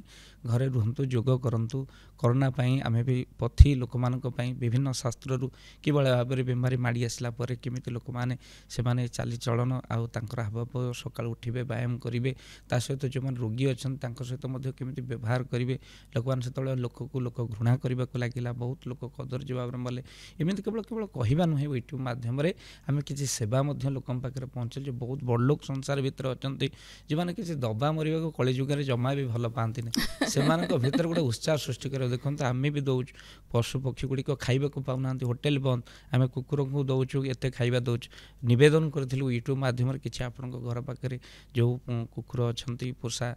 ଗାଈ ଗୁଡ଼ିକ ଅଛନ୍ତି ଯେଉଁମାନେ ବୁଲୁଛନ୍ତି, ସେମାନଙ୍କୁ ଖାଇବାକୁ ଦିଅନ୍ତୁ। ଭିକାରୀ ଲୋକମାନେ ଯେଉଁମାନେ ହୋଟେଲ ବନ୍ଦ ହେଇଗଲା, ଲୋକ ହାତ ପତେଇ ଖାଆନ୍ତି, ସେମାନେ କେମିତି ଖାଇବେ? ତେଣୁ ସେମାନଙ୍କ ପାଇଁ ମଧ୍ୟ କିଛି ବ୍ୟବସ୍ଥା କରିବା ଦରକାର। ସାଉଣ୍ଡ ଲାଇଟ୍ ସବୁ ବନ୍ଦ ହେଇଗଲା, ତାଙ୍କ ପରିବାରରେ ଆମେ ପହଞ୍ଚିଥିଲୁ, କିଛି ସେବା କରିକି ମଧ୍ୟ ତାର ଭିଡ଼ିଓ କରିଥିଲୁ। କେବଳ ଦେଖାଣିଆ ଭାବ ନୁହଁ, ଆମେ ଦେଉଛୁ ଆମ ସ୍ୱଳ୍ପ ରୋଜଗାରରେ ଯାହା ରଖିଥିଲୁ ପ୍ରବଚନ ମାଧ୍ୟମରେ କରି ଆମେ ଦେଉଛୁ, ଆପଣ ବି କିଛି ଦିଅନ୍ତୁ। ସେ ଭିଡ଼ିଓକୁ ବହୁତ ଲୋକ ସପୋର୍ଟ କରିଥିଲେ, ଆଉ ସେମାନେ ମଧ୍ୟ ଦାନ ପଠାଇଥିଲେ, ଆଉ ଯେଉଁ ଦାନକୁ ମଧ୍ୟ ଆମେ ଲୋକମାନଙ୍କ ପାଖରେ ପହଞ୍ଚାଇଥିଲୁ। ଗରିବ ମୁଖରେ ହସ ଫୁଟେଇବା ଥିଲା ସେଦିନର ପ୍ରକୃତ ମାଧ୍ୟମ, କାହିଁକିନା ବାଣ ଫୁଟେଇ ଲୋକ ଖୁସି ଅନୁଭବ କରନ୍ତି, ଆଉ ମୋ ଜୀବନର ପ୍ରକୃତ ସତ୍ୟ ହେଉଛି ଲୋକମାନଙ୍କ ପାଖରେ ହସ ଫୁଟେଇ ତାଙ୍କ ଭିତରେ ଆନନ୍ଦ ସୃଷ୍ଟି କରିବା ହିଁ ମୋ ଜୀବନର ଲକ୍ଷ୍ୟ ଥିଲା। ମାନେ ବହୁତ ହି ଉଚ୍ଚ ବିଚାର ଆପଣଙ୍କର। ବହୁତ ବହୁତ ଧନ୍ୟବାଦ ଆପଣଙ୍କୁ କି ଏମିତି ପଦକ୍ଷେପ ନେଲେ, କାହିଁକିନା ଏବେ ଯଦି ଆମେ ୟଙ୍ଗ ଜେନେରେସନ୍କୁ ଦେଖିବା, ବହୁତ ସାରା ୟୁଟ୍ୟୁବର ବି ମାନେ ଟ୍ରୋଲିଂ କରନ୍ତି ଏମିତି ୟୁଟ୍ୟୁବରମାନଙ୍କୁ ଯେଉଁମାନେ ଧର୍ମ ବିଷୟରେ ପ୍ରଚାର କରୁଛନ୍ତି, किंबा किसी भल सजेशंस भरा कथबार्ता करछंती यंग जनरेशन को लाइफ केमती बंचिबे से विषय रे दिग्दर्शन दउछंती तांको बहुत सारा ट्रोलिंग हैला तो से टाइम रे आपण एतबे स्टैंड करले आपण किछि सेमती फेस करिया पड़थिला कि बहुत लोक माने जो माने बाहर तो देखते वीडियो से माने कमेंट पकांती जे एमाने समस्त ठक आउ आउ एमाने निहाती भाव में गेरुआ पिंधा गोटे गोटे भंड एमती किए केतबेले को जगार कौन कला लोक मैंने डायरेक्ट सीधा सड़क आमको कहले कहबार किसी ना वीडियो देखी सारा पर शेष को जो कमेंट पढ़ू कष्ट तो लगे किंतु खुशी भी हो जे ए लोकटी वीडियो को शेष पर्यंत देखी जहाँ हो मन प्राण दे देखी आमको कमेंट देछि ये भी गोटे चैनल पे गोटे खुशी खबर जे शेष पर्यंत ये चैनलटा को देखुची आ अनुभव मध्य करुची सी भी आमर निश्चिंत भाव में गोटे मतामतदाता आउ निश्चिंत आम चैनल जड़े दर्शक भाव में ताको आम ग्रहण करूँ किंतु लोक मान भितर आसब यू भाव कि लोक मान देखला लोक मैंने साधु सन्तु को निंदा करने आजिकल दिन में स्वाभाविक पलटि गला कहीं आज राष्ट्र खाली अंतराष्ट्र तापर देखला बाबाजी अरेस्ट तेणु देखला बेलू तेणु सी लोक मान सब देखला बेलू से देखी सारापर तार प्रतिच्छवि लोक मान भर आंकी हो जाऊँ या भी ये लोक भी से भाव में बोधे हो कहीं अनेक भल कथा कहूबा लोक जो जेल भितर था से लोक मैंने क्या भरोसा करेंगे से देखी निश्चिंत भाव में कहवाटा स्वाभाविक किंतु जदि आम निजर कथा द्वारा लोक परिचित हबाने आम निज कर्म द्वारा लोक परिचित हवा केवल भल कथा कहीकि नुहे भल कथा अनेक कहते एबे से मानकर आउ स्थान नहीं एबे भल कर्मर विचार अच्छे आउ मु समस्त को निवेदन करी एबे जो कलिजुगर जो कराल गति आसी एबे आउ बड़ लोकर आवश्यक नहीं भल लोकर आवश्यक अच्छे आकाश को लगे कोठा करिसंती सत हेले ता भीतर मनीष रहूना समस्ते बेईमान गोटे चादर पिंधिंट आउ समस्ते मुखा पिंधा मनीष हो जाइछन किंतु ता भितर आमको बंचिबाक पड़िबो आ लोकन को सहयोग करबाक पड़िबो जो माने असहाय अवस्था रे अछन तेणु आउ बड़ लोक हमार आवश्यक नहीं तर भल लोकर आवश्यकता पड़िलानी लोक माने बहुत ही सुंदर कथाटा आपण कहले कि बड़ लोकंकर नुहे एबे भल लोकंकर आवश्यकता अछि भल लोक आवश्यक बड़ लोक बहुत होउचंती पर तंटी चिपिकी बड़ लोक बहुत हेलानी आउ से माने को आउ आमे देखी आमे पिला को जे तू गोटे कोटिपति हो आम छुआ को आमे कहबानी जे तू भल पाठ पढ़ विदेश रह आउ बड़ लोक हो कहीं आजिकल भल पाठ पढ़ी विदेश रोते पिला मानक बापा माँ पर कांधरे मशाणिकी जाऊँच आठ दुख कौन हो पारे तेणु पिला एबे संस्कार तो करिवार समय आसी जाइए आउ भल लोकर आवश्यकता संसार को एबे पड़िलानी बड़ लोक समस्ते एबे बड़ डाक्तर आवश्यक ना कहीं भल डाक्तर आवश्यकता अच्छे हजार हजार क्लिनिक चली रोगी एबे पैसा दे दे कि सर्वशांत हो गलानी से तो खाली गोटे बिजनेस हे गलानी बिजनेस आ सब को घर को फेरी पारुनी जदि ता पाखरे पैसा नहीं किंतु समय एमिति हेलानी लोक मानकर तेणु निश्चित भाव में आम माने भल लोक संधान रे अच्छु भल लोक को ही सृष्टि करने को चाहूँ तेणु सत्संग माध्यम प्रवचन माध्यम ओडिशा रे मु कहे जे कारखाना गढ़े जिनिस सत्संग गढ़े मनीष तेणु सत्संग गोटे एमती फैक्ट्री आउ निश्चित भाव में आम भितर से मनीष पणिया रहिबा दरकार मनीष एठी समाज भितर जेते रहिले कौन हेबो मनीष पणिया रहिबार आवश्यकता अछि तेणु लोक मानक भितर ए जागृत करिबा पई ए दिवाकर गोटे प्रयास बोली मु भावे तेणु सब जिनस को फॉलो करे गोटे साधारण मोबाइल मध्य मनीष को अनेक शिक्षा दिए जीवन को बदल देवार शक्ति मोबाइल रे अच्छे आपण कह कौन मोबाइल रे कौन एमती शक्ति अच्छी मोबाइल जीवन को बदल देव देखु आम जीवनटा हूँ गोटे मोबाइल आउ से मोबाइल रे आमे जदि किसी भल जिनस आम जीवन रे घटला ताकू आमे अन्य को सेंड करवा जे कि से माने मध्य खुशी हो किसी जानला भली जिनस को ताकू जीवन रे हृदय भितर संचय करके ताकू ही सेव करवा आ जीवन रे जा खराब ताकू कहीं के स्टोरेज करवा ताकू डिलीट कर एया होची मोबाइल हमको सिखाई दे तुम जीवन का भी गोटे मोबाइल बहुत सुंदर वे रे कहले अपन मोबाइल और लाइफ रो माने कंपैरिजन टा बहुत बढ़िया तरीका से करले अपन यही जिनस समस्त जानिबार आवश्यकता अछि तेणु समय बदल जाइए लोक मानक मध्यम प्रवचन माध्यम कहे पुराना समय आमर फेरी आसबार आवश्यकता अच्छे आगुरी घरे 500 अटा नाला 5 भाई आम एकाठी बसी खाई पारुले एबे किंतु 5 किलो अटा थुआई 5 भाई मन एकाठी ना आक्वागार्डर पानी नाला हेले एत किडनी पेसेंट नथिले किंतु एबे आक्वागार्डर पानी घरे घरे किडनी पेसेंट बेसी जो आम आम्बुलांस सेवा गोटे मोर अच्छी आप जानिक आनंदित हे ओडावासी जानते समाज सेवा भी निश्चित मेडिकल जो मुझे पहुँचे से सब ठू आरंभ कर सब प्रकार सेवा चले जो मेडिकल आम पहुँचू किसी पेसेंट मानक नहीं असहाय पेसेंट मानक एवं मेडिकल बेड जगह ना किडनी पेसेंट बेड छाड़ी से तले शुई तो देखो कौ समय आसी पहुँची गला आगर घरे घंटा नथिला किंतु समय समस्त पाखे समय थिला एबे किंतु घरे घरे घंटा हाथ रे घंटा मोबाइल रे घंटा हेले कहा पाखरे समय नहीं आ समयटा एभली बोध भी से समयटा ठीक थिला जो समय भितर स्नेह ममता भल पाइबा थिला आगरू आमे बही धरी सोई पड़ुथिलु बहीर बास्ना रे निद होई जाउथिला एबे किंतु मोबाइल टा केते थर पड़ी नाकर हाड़ भांगिलानी ता ठीक नाही काहे कि ना आगरू आखि बंद कले निद होउथिला एबे नेट बंद कले निद होउची आमे एमिति समय रे पहुंच जाइछु फेसबुक व्हाट्सएप रे हजार हजार सांग किंतु निज पिला बेलर सांग को आम भूली जाइए किंतु एबे समय आछि से समय को आम आउ थे जागृत कर प्रवचन माध्यम यही कथा सब रखे जो गुड़िक लोक मान निहाती भाव में कम आसवा लोक निश्चिंत भाव में परिवर्तन हे दुखदायक घटना मुझे आम दर्शक बंधु मान कहि ए वीडियो को जिते दूर आप शेयर करूँ कहीं एबे अश्लीलता को बेसी शेयर चली आज्ञा से जो रिसेंट कथा जदि बाबा मु आपन कहिबे हां कोन माने किछटा एमती अशालीन वक्तव्य को नहीं बहुत ज्यादा आउटरेज है मीडिया रे यूट्यूब जरिया रे माने एमती नुहे कि से माने फर्स्ट टाइम पई कहिसंती काइना जो टाइप रो कंटेंट से माने यंग जनरेशन को दौरान आपण कान रे हाथ दे देबे सुनी परिबेनी आ तांकर ही क्रोर्स एंड क्रोर्स रे फॉलोअर्स व्यूअरशिप बहुत ज्यादा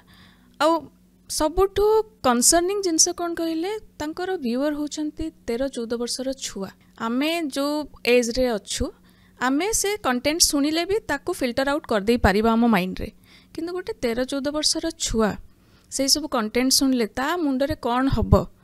जने आज जदि आध्यात्मिक कथा किछि कहिला ताको लोक देखा दूरर कथा चैनल को टोटली बंद करदे आ कहीं समाजर जो भली रहिला युवपीढ़ी से माने एबे पथभ्रष्ट कहीं मद मांसर समय आ तेणुक आध्यात्मिक किंतु आमे तांको भितर माने प्रवेश करने को पड़ो तेणु खाली जे से माने देखुना बेली आमे किछि कहिबानी ता नुहे हुए तो कहा नजर पड़ो किसी गोटे भल कथा ता जीवन परिवर्तन होमती बहुत किसी लोक युवक परिवर्तन होती आपन जो यूट्यूबर कथा कहले जे अशालीन कि से चर्चित आमर भी ओडिशा रे भी बहुत अच्छा अशालीन कि से माने भी चर्चित कहीं आज ये तार कारण हूँ ये मीडिया तेणु मीडिया माने जो पाखे जाकि पहुँची जाऊँचे मन इच्छा ही कथा कहते कि सरकार तरफ किसी रोक ना आ पब्लिक माने भी पिला माने भी प्रत्येक हाथ में मोबाइल एवं प्रत्येक पिला माने से सब खराब होगापी यह हूँ केवल बाट तेणु मुंडे पशु धरिकी से छोट छुआ जेहेतु मुंडे खराब जिनटा को शीघ्र ही छुआ ग्रहण करते तेणु भल जिनटा को पहुँचवा एत सहजे से ग्रहण करें जेहेतु से टीन एज तेणु से आमे चाहूँ से पिला मानकु जे युवपीढ़ी मानक किसी एमती किसी आध्यात्मिक कथा कही जहाँ भी अनेक प्रोग्राम माध्यम कही किभली भाव में आध्यात्मिक दिगरे प्रवेश करवा खाली जे नाम जप मंत्र ये सब कथा नुहे तांको जीवन भितर से पाठ पढ़ा ठारू आरंभ करी तांको जीवन भितर किसी भल कार्य से माने करि परिबे जहाँकि समाजर उपयोगी कार्य हेतिबो आउ तेणु से माने एबे छोट छुआ होचंती माटी हांडी भली आउ आस्ते आस्ते से माने बड़ हेले सेही जिनसटा को तांको मन रे पसिथिबो आउ सेही जिनसटा को से माने धरी धरी धरी तांको जीवन नष्ट आज हजार हजार झियो ठु आरंभ करी से माने रास्ता रे चली पारु नांती एई भली अशालीन यूट्यूबर जोग काहेकि कामनाटा मन भितर संचारित होला से कोठी तो पूर्ण हबो ना तेणु से छोट छुआ माने बळी पड़ी जाउछन नर राक्षस माने गण बलात्कार होचन कहीं गुड़िक सब घटुचे केवल यही मानक जो पैसा कमार हजार रास्ता अच्छे किंतु जो माने सोशल मीडिया माध्यम अन्य मानक खराब करुँच आम तो कहूँ मैंने घोर नरकरे पड़े आ से निश्चिंत भाव में भोगे कहीं मो बापा सब कहती एमती जगार बस कहीं कहबेनी उठ बोली एमती कथा कह कहीं कहबेनी झूठ बोली आ प्रकृत में आ भल कथा किछि पिला मानकर कान रे पड़ापी आज जो आमर आलोचना तो निश्चिंत भाव में ताको ग्रहण करूँ पिला मानक पाख ही शेयर कर जो गार्डियन माने देखुंत से माने पिला मानक पाख शेयर करूँ आ जो पिला माने ଆକୁ ଦେଖୁନାହାନ୍ତି ତାଙ୍କୁ ଦେଖିବାକୁ ବାଧ୍ୟ କରନ୍ତୁ। ଥରେ ଅଭ୍ୟାସ ହେଇଗଲେ ଦେଖିବାର ଆଧ୍ୟାତ୍ମିକ ଆମ ଜୀବନରେ କେତେ ପରିବର୍ତ୍ତନ ଆଣିବ। ନଷ୍ଟ ହେବା ପାଇଁ ଗୋଟିଏ ମିନିଟ୍, ଭଲ ହେବା ପାଇଁ ଅନେକ ଦିନ। ତେଣୁ ନିଶ୍ଚିନ୍ତ ଭାବରେ ସେଇ ଗାର୍ଡ଼ିଆନ୍ ପାଖରେ ଭିଡ଼ିଓ ଯେତେବେଳେ ପହଞ୍ଚେ ମୁଁ ଆପଣଙ୍କୁ ମଧ୍ୟ ଆଜି ରିକ୍ୱେଷ୍ଟ କରୁଛି ଆପଣ ନିଶ୍ଚିନ୍ତ ଭାବରେ ସେ ପିଲାଙ୍କୁ ଏ ଭିଡ଼ିଓକୁ ଦେଖାନ୍ତୁ। ଆଉ ବାହାରେ ଥିବା ପିଲାମାନେ ଯେଉଁମାନେ ପାଠ ପଢ଼ୁଛନ୍ତି ତାଙ୍କ ପାଖକୁ ସେୟାର କରନ୍ତୁ ଯେ ସେୟାର କରନ୍ତୁ ଗାର୍ଡ଼ିଆନ୍ ମାନେ ଯେ ବାବା ତୋତେ ରହିଲା ଯେ ମୋ କଥା ରଖିବୁ ଏ ଭିଡ଼ିଓଟା ଟିକେ ଦେଖ, ଯାହାକି ନିଶ୍ଚିନ୍ତ ଭାବରେ ଅନ୍ୟମାନଙ୍କ କାର୍ଯ୍ୟରେ ଆସିବ। ଆଉ ବାପା ମା କହିଲେ ପିଲାମାନେ ତ ଦେଖିବେ କ'ଣ ବାପା ପଠାଇଛନ୍ତି ମା ପଠାଇଛନ୍ତି, ଛୁଆ ନିଶ୍ଚିନ୍ତ ଭାବରେ ଦେଖିବେ। ଦେଖୁ ଯେ ଜଣେ ମୁଁ ଯେତେବେଳେ ଏ ଲାଇନ୍କୁ ଆସିଲି ମୋ ବୟସ 25, 30, 35, 40 ହେଇନଥିଲା, ମୋ ବୟସ ମାତ୍ର 15 ବର୍ଷ ହେଇଥିଲା। ଆଉ ଯେତେବେଳେ 15 ବର୍ଷ ହେଇଥିଲା, 15 ବର୍ଷରେ କାହିଁକି ମୁଁ ଏ ଦିଗକୁ ଗଲି ଯେ ସମାଜର ଉପଯୋଗ ହେଲା ଭଳି ଉପଯୋଗୀ କଥା କିଛି ଲୋକମାନଙ୍କ ଭିତରେ ପରିବର୍ତ୍ତନ, ଆଉ କିଛି ପିଲାମାନଙ୍କ ଭିତରେ ମଧ୍ୟ ପରିବର୍ତ୍ତନ ଆପଣ ଜାଣିକି ଆନନ୍ଦିତ ହେବେ। 500ରୁ 1000 ପିଲା ସେମାନେ ମଦମାଂସ ଛାଡ଼ିକି ଭଲ ରାସ୍ତାକୁ ଆସିଛନ୍ତି। ଆଉ ତା ଭିତରେ ଅନେକ ଛୁଆ ଯେଉଁମାନେ ବ୍ରାଉନ୍ ସୁଗାର ଖାଉଥିଲେ ସେମାନଙ୍କ ନାଁ ମୁଁ କହିବିନି, କାହିଁକିନା ସେମାନେ ମଧ୍ୟ 4-5 ଜଣ ପିଲା ମୋ ଯେଉଁ ଚ୍ୟାନେଲ୍ ଅଛି ଭାବ ଦିବାକର ଚ୍ୟାନେଲ୍, ସେଇ ଚ୍ୟାନେଲ୍କୁ ଦେଖି ସେମାନେ ଫଲୋ କରି କିଛି ଭଲ କଥା ପଡ଼ିଛି। ସେମାନେ ଏବେ ମୋତେ ଫୋନ୍ କରି ବାବା ମୁଁ ବହୁତ ନଷ୍ଟ ହେଇଛି, ଘରର ପଇସା ଚୋରି କରିକି ବହୁତ ମଧ୍ୟ ମୁଁ ବ୍ରାଉନ୍ ସୁଗାର ଖାଇଛି, କିନ୍ତୁ ଆପଣଙ୍କ ଭିଡ଼ିଓ ମୋତେ ପରିବର୍ତ୍ତନ କରିଛି। ଆଉ ମୁଁ କହିଲା ବେଳକୁ ମୋ ଆଖିରୁ ଲୁହ ଯାଉଛି। ଏବେ ଜଷ୍ଟ ରିସେଣ୍ଟଲି ଗୋଟେ ପିଲା ନୟାଗଡ଼ର ସେ ତା ତରଫରୁ ଫୋନ୍ କରି ମୋତେ କହିଲା ବାବା ମୋ ବୟସ ମାତ୍ର 19 ବର୍ଷ, ମୁଁ ପିଲାବେଳୁ ସ୍କୁଲରେ ଏମିତି କୁସଙ୍ଗରେ ପଡ଼ି ବହୁତ ନଷ୍ଟ ହେଇଯାଇଥିଲି, କିନ୍ତୁ ଏବେ ଆପଣଙ୍କ ଭିଡ଼ିଓ ମୋ ଜୀବନ ଲାଇଫ୍କୁ ଖୋଲିଥିଲା। ମୋ ବାପା ମାଆଙ୍କ ପଇସାକୁ ଚୋରି କରିଛି, କିନ୍ତୁ ଆପଣ ଗୋଟେ ଏତେ କମ୍ ଏଜ୍ରେ ଯେତେବେଳେ ଆପଣଙ୍କ ଷ୍ଟୋରି ଶୁଣିଲି, ଏତେ କମ୍ ଦିନରେ ଏତେ ଲୋକଙ୍କର ଉପକାର କରୁଛି, ମୁଁ ବି କିଛି କରିପାରିବି। ଏ ମନୁଷ୍ୟ ଜନ୍ମଟା ଗୋଟେ ଦୁର୍ଲଭ ଜନ୍ମ, ଆକୁ ନଷ୍ଟ କରିଦେବି। ତେଣୁ ସେଥି ଭିତରେ ପ୍ରଭାବ ପଡ଼ିଛି। ତେଣୁ କିଛି ଲୋକଙ୍କ କଥା ମଧ୍ୟ ମଣିଷକୁ ବହୁତ ପ୍ରଭାବିତ କରେ। ଆଉ ତାହା ହିଁ ଆମର ଯେଉଁ ଏଇ କାର୍ଯ୍ୟକ୍ରମ ମାଧ୍ୟମରେ ଆଲୋଚନା ତା ନିଶ୍ଚିନ୍ତ ଅନ୍ୟକୁ ପ୍ରଭାବିତ କରିବ। ତେଣୁ ବାହାର ଦୁନିଆରେ ଯାହା ହେଉଛି ଆମେ ଆଉ ତାକୁ ଆଲୋଚନା ନ କରି ଆମ ଦୁନିଆ ଭିତରେ ଲୋକମାନଙ୍କର ପରିବର୍ତ୍ତନ ହେଉ, ଆମ କଥା ଲୋକ ଗ୍ରହଣ କରନ୍ତୁ, ସେଥିପାଇଁ ଆମେ ଈଶ୍ୱରଙ୍କୁ ପ୍ରାର୍ଥନା କରିବା। ନିହାତି ବାବା, ଆମେ ବି ମାନେ ଈଶ୍ୱରଙ୍କ ପାଖରେ ପ୍ରାର୍ଥନା କରୁଛୁ କି ଆପଣଙ୍କ ମାଧ୍ୟମରେ ଏମିତି ଆହୁରି ବହୁତ ଲୋକଙ୍କର ଜୀବନ ପରିବର୍ତ୍ତନ ହଉ। ନିଶ୍ଚିନ୍ତ ଭାବରେ ସେଇଟା ହିଁ ମାନେ ମୁଁ ଯେତେବେଳେ ଆପଣଙ୍କୁ କଲ୍ କଲି ଆମର ଇଣ୍ଟେନସନ୍ ବି ସେୟା ହିଁ ଥିଲା କି ଏଇ କନଭରସେସନ୍ ମାଧ୍ୟମରେ 10 ଜଣଙ୍କ ଲୋକଙ୍କର ଯଦି ଲାଇଫ୍ ପରିବର୍ତ୍ତନ ହେଇପାରିଲା ତାହେଲେ ଆମର କାର୍ଯ୍ୟକ୍ରମର ସାର୍ଥକତା ହେଇଗଲା। ନିଶ୍ଚିନ୍ତ ଭାବରେ ସେଇଟା ତ ମୁଖ୍ୟ ଜିନିଷ, କାହିଁକି ନା ଆମର ଲକ୍ଷେ ଭିଉର୍ସ ଦରକାର ନାହିଁ, ଗୋଟେ ପରିବର୍ତ୍ତନ ହେବା ଦରକାର। ସେଇଟା ହିଁ ଆମ ଚ୍ୟାନେଲର ପ୍ରକୃତ ବୋଧେ ସାର୍ଥକତା ହେବ। ଯାହା ଆପଣଙ୍କ ସହିତ କଥା ହେଇକି ମୁଁ ଜାଣିଲି ଯେଉଁ ଉଦ୍ଦେଶ୍ୟରେ এই ଚ୍ୟାନେଲଟି ହେଇଛି ତାର ପ୍ରକୃତ ସାର୍ଥକତା ହେଇଯିବ। କାହିଁକିନା ଏଠି ଭଲ ଲୋକମାନେ ବି ଆସୁଛନ୍ତି, ଜ୍ଞାନୀଗୁଣୀମାନେ ଆସୁଛନ୍ତି, ଯାହା ପୂର୍ବରୁ ଭିଡ଼ିଓ ମଧ୍ୟ ଆପଣ ଚେକ୍ କରିପାରିବେ। ମୁଁ ମଧ୍ୟ ଚେକ୍ କରିଛି ଆଉ ଶୁଣିଛି ମଧ୍ୟ ଯେଉଁମାନଙ୍କ ଜୀବନରେ କିଛି ଘଟଣା ଆଉ ଦୁର୍ଘଟଣାକୁ ସେମାନେ ମନ ଖୋଲି ଏଠି ଗପିଛନ୍ତି। ଧନ୍ୟବାଦ। ଆଚ୍ଛା, ଆମେ ପ୍ରଥମେ ଯେତେବେଳେ ଆମେ ଡିସ୍କସନ୍ ଷ୍ଟାର୍ଟ କଲେ ଆମେ କଥା ହେଇଥିଲେ କି ଆମେ କଥା ହେବା ମାଳିକାର ବିଚାର ବିଷୟରେ। କଳି ଯୁଗରେ ମାଳିକାର ପ୍ରାଧାନ୍ୟ ବହୁତ ଅଧିକା। ଆମେ ଯେତେବେଳଠୁ ମୁଁ ମାନେ ମୋର ନଲେଜ ହେଲାଣି ମୁଁ ସେବେଠୁ ଶୁଣୁଛି କି ମାଳିକାରେ ଏମିତି ଲେଖା ହେଇଛି, ଏମିତି ସବୁ ଅସୁବିଧା ଆଗକୁ ହେବ, ଲୋକଙ୍କ ଭିତରେ ଅମାନବିକତା ବଢ଼ିବ, ଅନ୍ୟାୟ ଅତ୍ୟାଚାର ସବୁ ବଢ଼ିବ। ଯଦି ଆମେ ଆକ୍ଚୁଆଲି ଦେଖିବା 2025ର ପ୍ରାରମ୍ଭରୁ ହିଁ ସେଇ ଟାଇପ୍ର କିଛି ଜିନିଷ ଅଲରେଡ଼ି ଦେଖା ଦେଇଗଲାଣି। ଆମେରିକାରେ ଏତେ ବଡ଼ ଭୟାବହ ଅଗ୍ନିକାଣ୍ଡ କୁହନ୍ତୁ କିମ୍ବା ଆମ ନିଜର ଭାରତରେ ବି ଏତେ ସାରା ଜିନିଷ ହେଉଛି ଯେଉଁଟାକି ମାନେ ଆମ କାନ ଶୁଣି ନଥିଲା ଛୋଟବେଳୁ। ମାନେ ବହୁତ ଅବିଚାର, ଅନ୍ୟାୟ ଅତ୍ୟାଚାର ସେସବୁ ବହୁତ ମାତ୍ରାରେ ବଢ଼ିଗଲାଣି। ତ ଆପଣ ଆମକୁ ଟିକେ କୁହନ୍ତୁ କି ମାଳିକାରେ କ'ଣ ଏକ୍ଜାକ୍ଟଲି ଲେଖା ହେଇଛି ଆଉ ତାକୁ ଆମେ କେମିତି ଫେସ୍ କରିପାରିବା କିମ୍ବା ଆମେ ଆମ ଲାଇଫ୍କୁ ଏମିତି କେମିତି ବନେଇବା ଯେ ମାଳିକାର ସେ ଯେଉଁ ସିକ୍ୱେନ୍ସ ଗୁଡ଼ା ଆମ ଉପରେ ପ୍ରଭାବ ପକାଇବ ନାହିଁ ଜ୍ୟାଦା। ହଁ, ନିଶ୍ଚିନ୍ତ ଭାବରେ ଆଗତ ଭବିଷ୍ୟତର କଥା ମହାପୁରୁଷ ପଞ୍ଚସଖା ମାନେ ଲେଖିଛନ୍ତି, ଯାହାକୁ ଆମେ ମାଳିକା କହୁଛୁ। ଆଉ ପ୍ରକୃତରେ ଆଗତ ଭବିଷ୍ୟତ ଦ୍ରଷ୍ଟା ଅଚ୍ୟୁତାନନ୍ଦ ମହାପୁରୁଷ, ଯଶୋବନ୍ତ ମହାପୁରୁଷ, ଶିଶୁ ଅନନ୍ତ ଭକ୍ତ ମହାପୁରୁଷ ବଳରାମ ଦାସ, ଆଉ ତା ସହିତ ରହିଲେ ଜଗନ୍ନାଥ ଦାସ, ଯିଏକି पंचसखा एमाने तेणु यही पंचसखा माने ब्रह्मज्ञान जदि वृक्ष गोटे हुए ये ब्रह्मज्ञान वृक्षर 5टी शाखा होती पंचसखा तेणु ये पंचसखा माने आगत भविष्यत जल जल होकर देखा जाऊला आउ से लिखिं आगत भविष्यतर कथा जहाँ जहाँ आम मालिका बोली कहूँ ये मालिकार जो लिखाई आग को कौन गोटा भयंकर युद्ध हेब देश देश मध्य गोल हो बोलो जाई फुल ये कथाटी अटई ध्रुव आग को भयंकर युद्ध हम आ ये युद्ध भितर महापुरुष लिखिं 13 टोपिया जी एकाठी हे भारत सहित युद्ध करेंगे 13टी इस्लामिक स्टेट से जो कंट्री 13टी इस्लामिक कंट्री से माने भारत सहित युद्ध करेंगे महापुरुष तो आगु लिखिं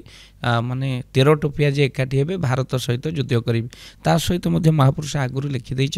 जे विश्वासघातक अटई चिना चुटी काटिदेव से गोले चिना जेनु विश्वासघातक हूँ चीन आउ जे कि भारत सहित अनेक थर युद्ध कर सहित सबू देश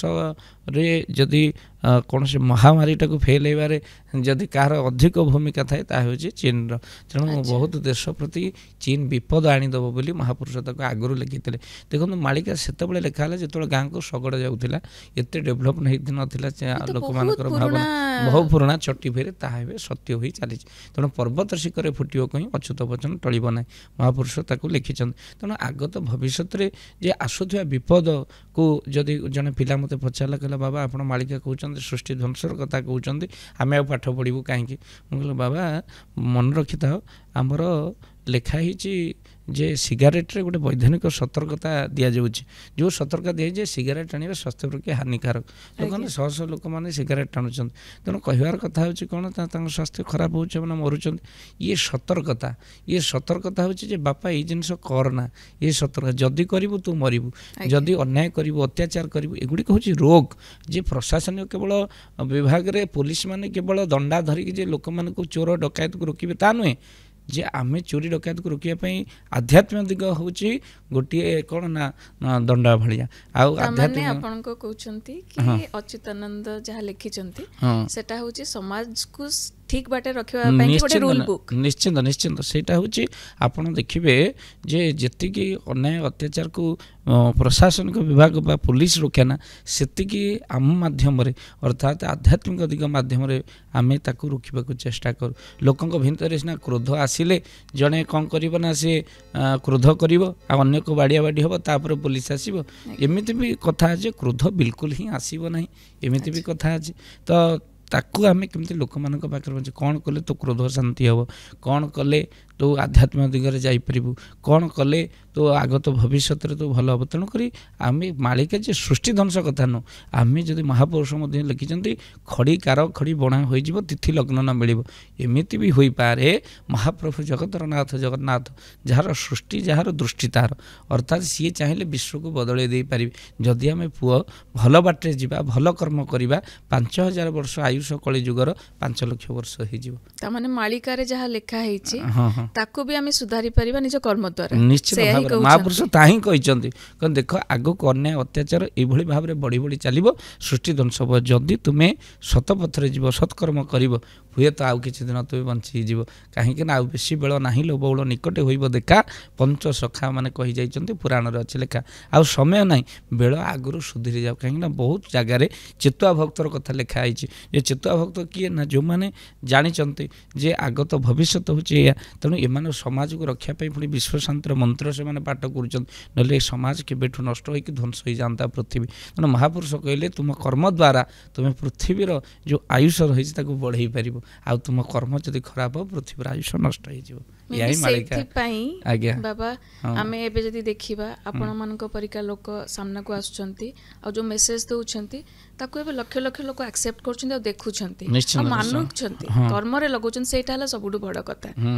तो आम निश्चित भाव में एक्सपेक्ट करवा कि आग को जाकि लोक आहरी सचेतन हूँ आध्यात्म को लेकिन निज कर्म से करने चेष्टा निश्चित भाव में लोक ए आस्ते आस्ते परिवर्तन हेले गोटे सांग घरे जा पहुँचला से सांग जो पहुँचला सांग कहला जाचु मो पुओ केते पाठ पढ़ला भेरी टैलेंटेड कहीं से स्टैंडर्ड 1 रे पढ़ला जहाँ पचारूँ सांगे सांगे उत्तर दौर ସେଠୁ ସାଙ୍ଗ କହିଲା ଡାକିଲି ତୋ ପୁଅକୁ, ପୁଅ ଆସି ପହଞ୍ଚିଲା ଯେତେବେଳେ ପୁଅକୁ ପଚାରିଲା ଏ ପୁଅ ଆରେ ଅଙ୍କଲ ଆସୁଛନ୍ତି ପ୍ରଣାମ କର। ପ୍ରଣାମ ତ ଆଜ୍ଞା ଏବେ ବଦଳି ଗଲାଣି, ଆଗେ ଥିଲା ପ୍ରଣାମଟା ଶୋଇ ଶୋଇ, ତାପରେ ଆସିଲା ନଇଁ ନଇଁ, ଏବେ ଚାଲିଛି ଠିଆ ଠିଆ, ତାପରେ ଆସିବ ବିଲକୁଲ ନାହିଁ ନାହିଁ, ମୁଣ୍ଡିଆ ପ୍ରଣାମ ଏସବୁ କୁଆଡ଼େ ଆଜ୍ଞା ଚାଲିଗଲାଣି। ତେଣୁ ସେଥିପାଇଁ ପିଲା ଠିଆ ଠିଆ ପ୍ରଣାମଟା କରିଦେଲା। ଆଗରୁ ଗୋଡ଼ ବାଜିଗଲେ ବିଷ୍ଣୁ କହୁଥିଲେ, ଏବେ ସରି କହିଲେଣି। କିଭଳି ସମୟରେ ଆମେମାନେ ପହଞ୍ଚିଗଲା। ଆମ ସଂସ୍କୃତି ସନାତନ ଧର୍ମ ଲୋପ ହେବାକୁ ଆଉ ଅଳ୍ପ ସମୟ ରହିଲା। ମୁଁ ଯାହା ଭାବୁଛି ଯଦି ଆମେ ଏଇଭଳି ମନୋବୃତ୍ତିରେ ଚାଲିବା, ଯେଉଁ ଧାର୍ମିକ ପରମ୍ପରା, ଯେଉଁ ସଂସ୍କୃତି, ସେ ସବୁ ଆଚରଣ ସବୁ ବଦଳିବାକୁ ଲାଗିଲାଣି। ତେଣୁ ଏମିତି ଯଦି ଚାଲିବ ସୃଷ୍ଟି ଧ୍ୱଂସ ଆଉ ଅଳ୍ପ ଦିନ। ତେଣୁ ଯେତେବେଳେ ପୁଅ ଆସିଲା ଠିଆ ଠିଆ ପ୍ରଣାମ, ଆରେ ଅଙ୍କଲକୁ ପ୍ରଣାମ କଲୁ ନା? ହଁ। ନା କ'ଣ ତୋ ପୁଅକୁ ଗୋଟେ ପଚାରିଲୁ ଦେଖିବା, ତୋ ପୁଅ କ'ଣ ଏତେ ଟ୍ୟାଲେଣ୍ଟେଡ଼ କହୁଛୁ? ନା ଏ ପୁଅ ଓଡ଼ିଶାର ରାଜଧାନୀ କେଉଁଠି କହ ଅଙ୍କଲ ଶୁଣିବି। ପୁଅ ସାଙ୍ଗେ ସାଙ୍ଗେ କହୁଛି ଓଡ଼ିଶାର ରାଜଧାନୀ କଟକ। ବାପା 50 ଟଙ୍କାଟିଏ ତାକୁ ଦେଲା, କହିଲେ ଦେଖିଲୁ ମୋ ପୁଅକୁ କେତେ ଟ୍ୟାଲେଣ୍ଟେଡ଼, ପଚାରୁ ଉତ୍ତର ଦେବ। ସାଙ୍ଗ କହିଲା ହଁ ମୂର୍ଖରେ, ଆରେ ହେଇ ଓଡ଼ିଶାର ରାଜଧାନୀ ତ ଭୁବନେଶ୍ୱର, ତୋ ପୁଅ କଟକ କହିଲା, ତାକୁ କ'ଣ 50 ଟଙ୍କା ଦେଲୁ? ନା ସାଙ୍ଗ ତୁ କ'ଣ ଜାଣିଛୁ, ଆର ସପ୍ତାହରେ ବାଲେଶ୍ୱର କହୁଥିଲା, ଏ ସପ୍ତାହରେ କଟକ ପର୍ଯ୍ୟନ୍ତ ଆଇଲାଣି, ଆର ସପ୍ତାହରେ ଫାଇନାଲି ଭୁବନେଶ୍ୱରରେ ପହଞ୍ଚିବ। ଏ ବିଶ୍ୱାସ ମୁଁ ହରେଇ ନାହିଁ। ତେଣୁ ନିଶ୍ଚିନ୍ତ ଭାବରେ ସେ ଭୁବନେଶ୍ୱରରେ ପହଞ୍ଚିବ। ସେଥିପାଇଁ ଆଗୁଆ ତାକୁ 50 ଟଙ୍କା ଦେଲି। ତେଣୁ ଲୋକମାନେ ଧର୍ମ ଆଡ଼କୁ ଆସୁଛନ୍ତି। ମହାପୁରୁଷ ଅଚ୍ୟୁତାନନ୍ଦ ମାଳିକାରେ ଲେଖିଛନ୍ତି, କହିଲେ କେବଳ ଯେ ସନାତନ ଧର୍ମ ସ୍ଥାପିବେ ସେ ନାରାୟଣ लो ଯାଇ ଫୁଲ ଆଉ ସବୁ ଧର୍ମ ହେବ ଲୀନ। କହିଲେ ଧର୍ମ ସ୍ଥାପନ କରିବେ ମହାପ୍ରଭୁ ନିଜେ ନାରାୟଣ, ଆଉ ସର୍ବଧର୍ମ ଲୀନ ହେଇଯିବ। ତ ଦିନେ ମଧ୍ୟ ସମୟ ଏମିତି ଆସୁଛି ସମସ୍ତେ ଯେ ଅଧର୍ମ କରିବେ ତା ନୁହେଁ, ଧର୍ମ ଆଡ଼କୁ ଆସିବେ, ଲୋକମାନେ ଧର୍ମ କଥା ଶୁଣିବେ। ଧର୍ମ ଜିନିଷ ନହେଲେ ବେଳେବେଳେ ମୋତେ ବହୁତ ଖୁସି ଲାଗେ। ଏଇଥିପାଇଁ ଯେ ଆମେ ଯେଉଁ ଚ୍ୟାନେଲ୍ ଖୋଲିଛୁ ସେ ଚ୍ୟାନେଲ୍କୁ ବହୁତ ଲୋକ ମଧ୍ୟ ସେୟାର କରିଛନ୍ତି, ଆଉ ସବସ୍କ୍ରାଇବର ମଧ୍ୟ ବଢ଼ି ଚାଲନ୍ତି। ଆଧ୍ୟାତ୍ମ ଦିଗରେ ମଧ୍ୟ ଲୋକମାନଙ୍କ ଶ୍ରଦ୍ଧା ଅଛି। ଯେହେତୁ ଆମ ଚ୍ୟାନେଲ୍ଟି ଓଡ଼ିଶା ଭିତରେ ସଂକୀର୍ଣ୍ଣ ରହିଛି, ତେଣୁ ଓଡ଼ିଶାରେ ଯେତିକି ଲୋକ ଆଧ୍ୟାତ୍ମିକ ଦିଗ ମୋବାଇଲ ବିଷୟରେ ଯେତିକି ଜାଣିଛନ୍ତି ସେମାନେ ହିଁ ଦେଖୁଛନ୍ତି। ତ ନିଶ୍ଚିନ୍ତ ତାଙ୍କ ଭିତରେ ବି ପରିବର୍ତ୍ତନ ଆସୁଛନ୍ତି। ଯେହେତୁ ଆପଣ ଯେଉଁ ଯାହା କଥା କହିଲେ ୟୁଟ୍ୟୁବର ବିଶ୍ୱଯାକ ଦେଖୁଛନ୍ତି, ବିଶ୍ୱଯାକରେ ଆଡ଼େ ବି ଏବେ ଟ୍ରେଣ୍ଡ ଚାଲିଛି ଧରିକି ଅଶ୍ଳୀଳତାକୁ ଟ୍ରେଣ୍ଡ ହେଲେ ଗୋଟେ ଯେଉଁଟାକୁ କହୁଛନ୍ତି ଭାଇରାଲ ଚାଲିଛି ଭାଇରାଲ ହେଲା ଚାଲିଛି। ତେଣୁ ସେ ଦିଗରେ ଆମକୁ ମନ ନ ଦେଇ ଆମ ଆଧ୍ୟାତ୍ମିକ ଦିଗ କୁଆଡ଼େ ଯାଉଛି, ତ ପ୍ରକୃତରେ ଆମ ମନୋବୃତ୍ତି ଭଲ ହେବା ଦରକାର। ସେଥିପାଇଁ ସମସ୍ତ ଗାର୍ଡ଼ିଆନମାନଙ୍କୁ ନିବେଦନ, ପିଲାମାନଙ୍କୁ ସଂସ୍କାର ଦିଅନ୍ତୁ। ଆମେ ଯଦି ଆମ ବାପା ମାଆଙ୍କୁ ପ୍ରଣାମ କରିବାର ଆମ ପିଲା ଦେଖିବେ, ସିଏ ନିଶ୍ଚିନ୍ତ ଆମକୁ ମୁଣ୍ଡିଆ ମାରିବେ, କହିବାକୁ ପଡ଼ିବନି। ଆମେ ଜୀବନରେ ତ ଆମ ବାପା ମାଆଙ୍କୁ ଆମେ ମୁଣ୍ଡିଆ ମାରିନୁ, ଆମ ପିଲା ଆମକୁ କେଉଁଠୁ ମୁଣ୍ଡିଆ ମାରିବ? ଏବେ ସମସ୍ତ ପିଲାମାନେ ବିଶେଷ ଭାବରେ ଆଜି ଦେଖନ୍ତୁ ବଜାରରେ ଆଜି ଗୋଲାପ ଫୁଲ ମିଳିଲାନି, ଯେ ଜଣେ ଲୋକ କହିଲା ବାବା ଆଉ ଫୁଲ ଆଜି ଗୋଲାପ ଫୁଲ ମିଳୁନି ବଜାରରେ, 150 ଟଙ୍କା ଲେଖା। ମୋର ଆଉ ମନ ନାହିଁ କ'ଣ ଘଟଣା ଆଜି ଘଟିଛି, କାହିଁକି ଗୋଲାପ ଫୁଲ ମିଳୁନି ନା? ଆଜି ହେଉଛି ମାନେ ପ୍ରେମ ଦିବସ, ଫେବୃଆରୀ 14 ତାରିଖ, ଆଉ ଭ୍ୟାଲେଣ୍ଟାଇନ୍ ଡେ, ଆଉ ଗୋଲାପ ଫୁଲ ମିଳୁନାହିଁ। ଆଉ ସେ ଠାକୁରଙ୍କର ଗୋଟେ ସଜ ହେଇଥାନ୍ତା, ଗୋଲାପ ଫୁଲରେ ସଜେଇଲେ ଟିକେ ସଜ ହେଇଥାନ୍ତା, ଯେ ଫୁଲ ମିଳୁନାହିଁ ଆଜି ଦିନ। କିନ୍ତୁ ଆଜିର ଦିନଟି ଯେ କେଡ଼େ ବଡ଼ ମହାତ୍ମା, ଆଜି ଆପଣମାନଙ୍କର ଭଗତ ସିଂଙ୍କୁ ଫାଶୀରେ ଚଢ଼େଇ ଦିଆଯାଇଥିଲା। ଆଜି ଦେଖନ୍ତୁ କିଭଳି ଆଜିର ଗୋଟେ ଦିନ। ତେଣୁ ଆଉ ସେଇ ଦିନକୁ ଲୋକମାନେ ମନେ ରଖିନାହାନ୍ତି, ପିଲାମାନେ ମନେ ରଖିନାହାନ୍ତି। ତେଣୁ ଜେନେରେସନ୍ ଦେଖନ୍ତୁ ଆସ୍ତେ ଆସ୍ତେ ଖରାପ ଆଡ଼କୁ ଯାଉଛି, କେବଳ ୟୁଟ୍ୟୁବର ମାନଙ୍କ ଯୋଗୁଁ। ସେମାନଙ୍କୁ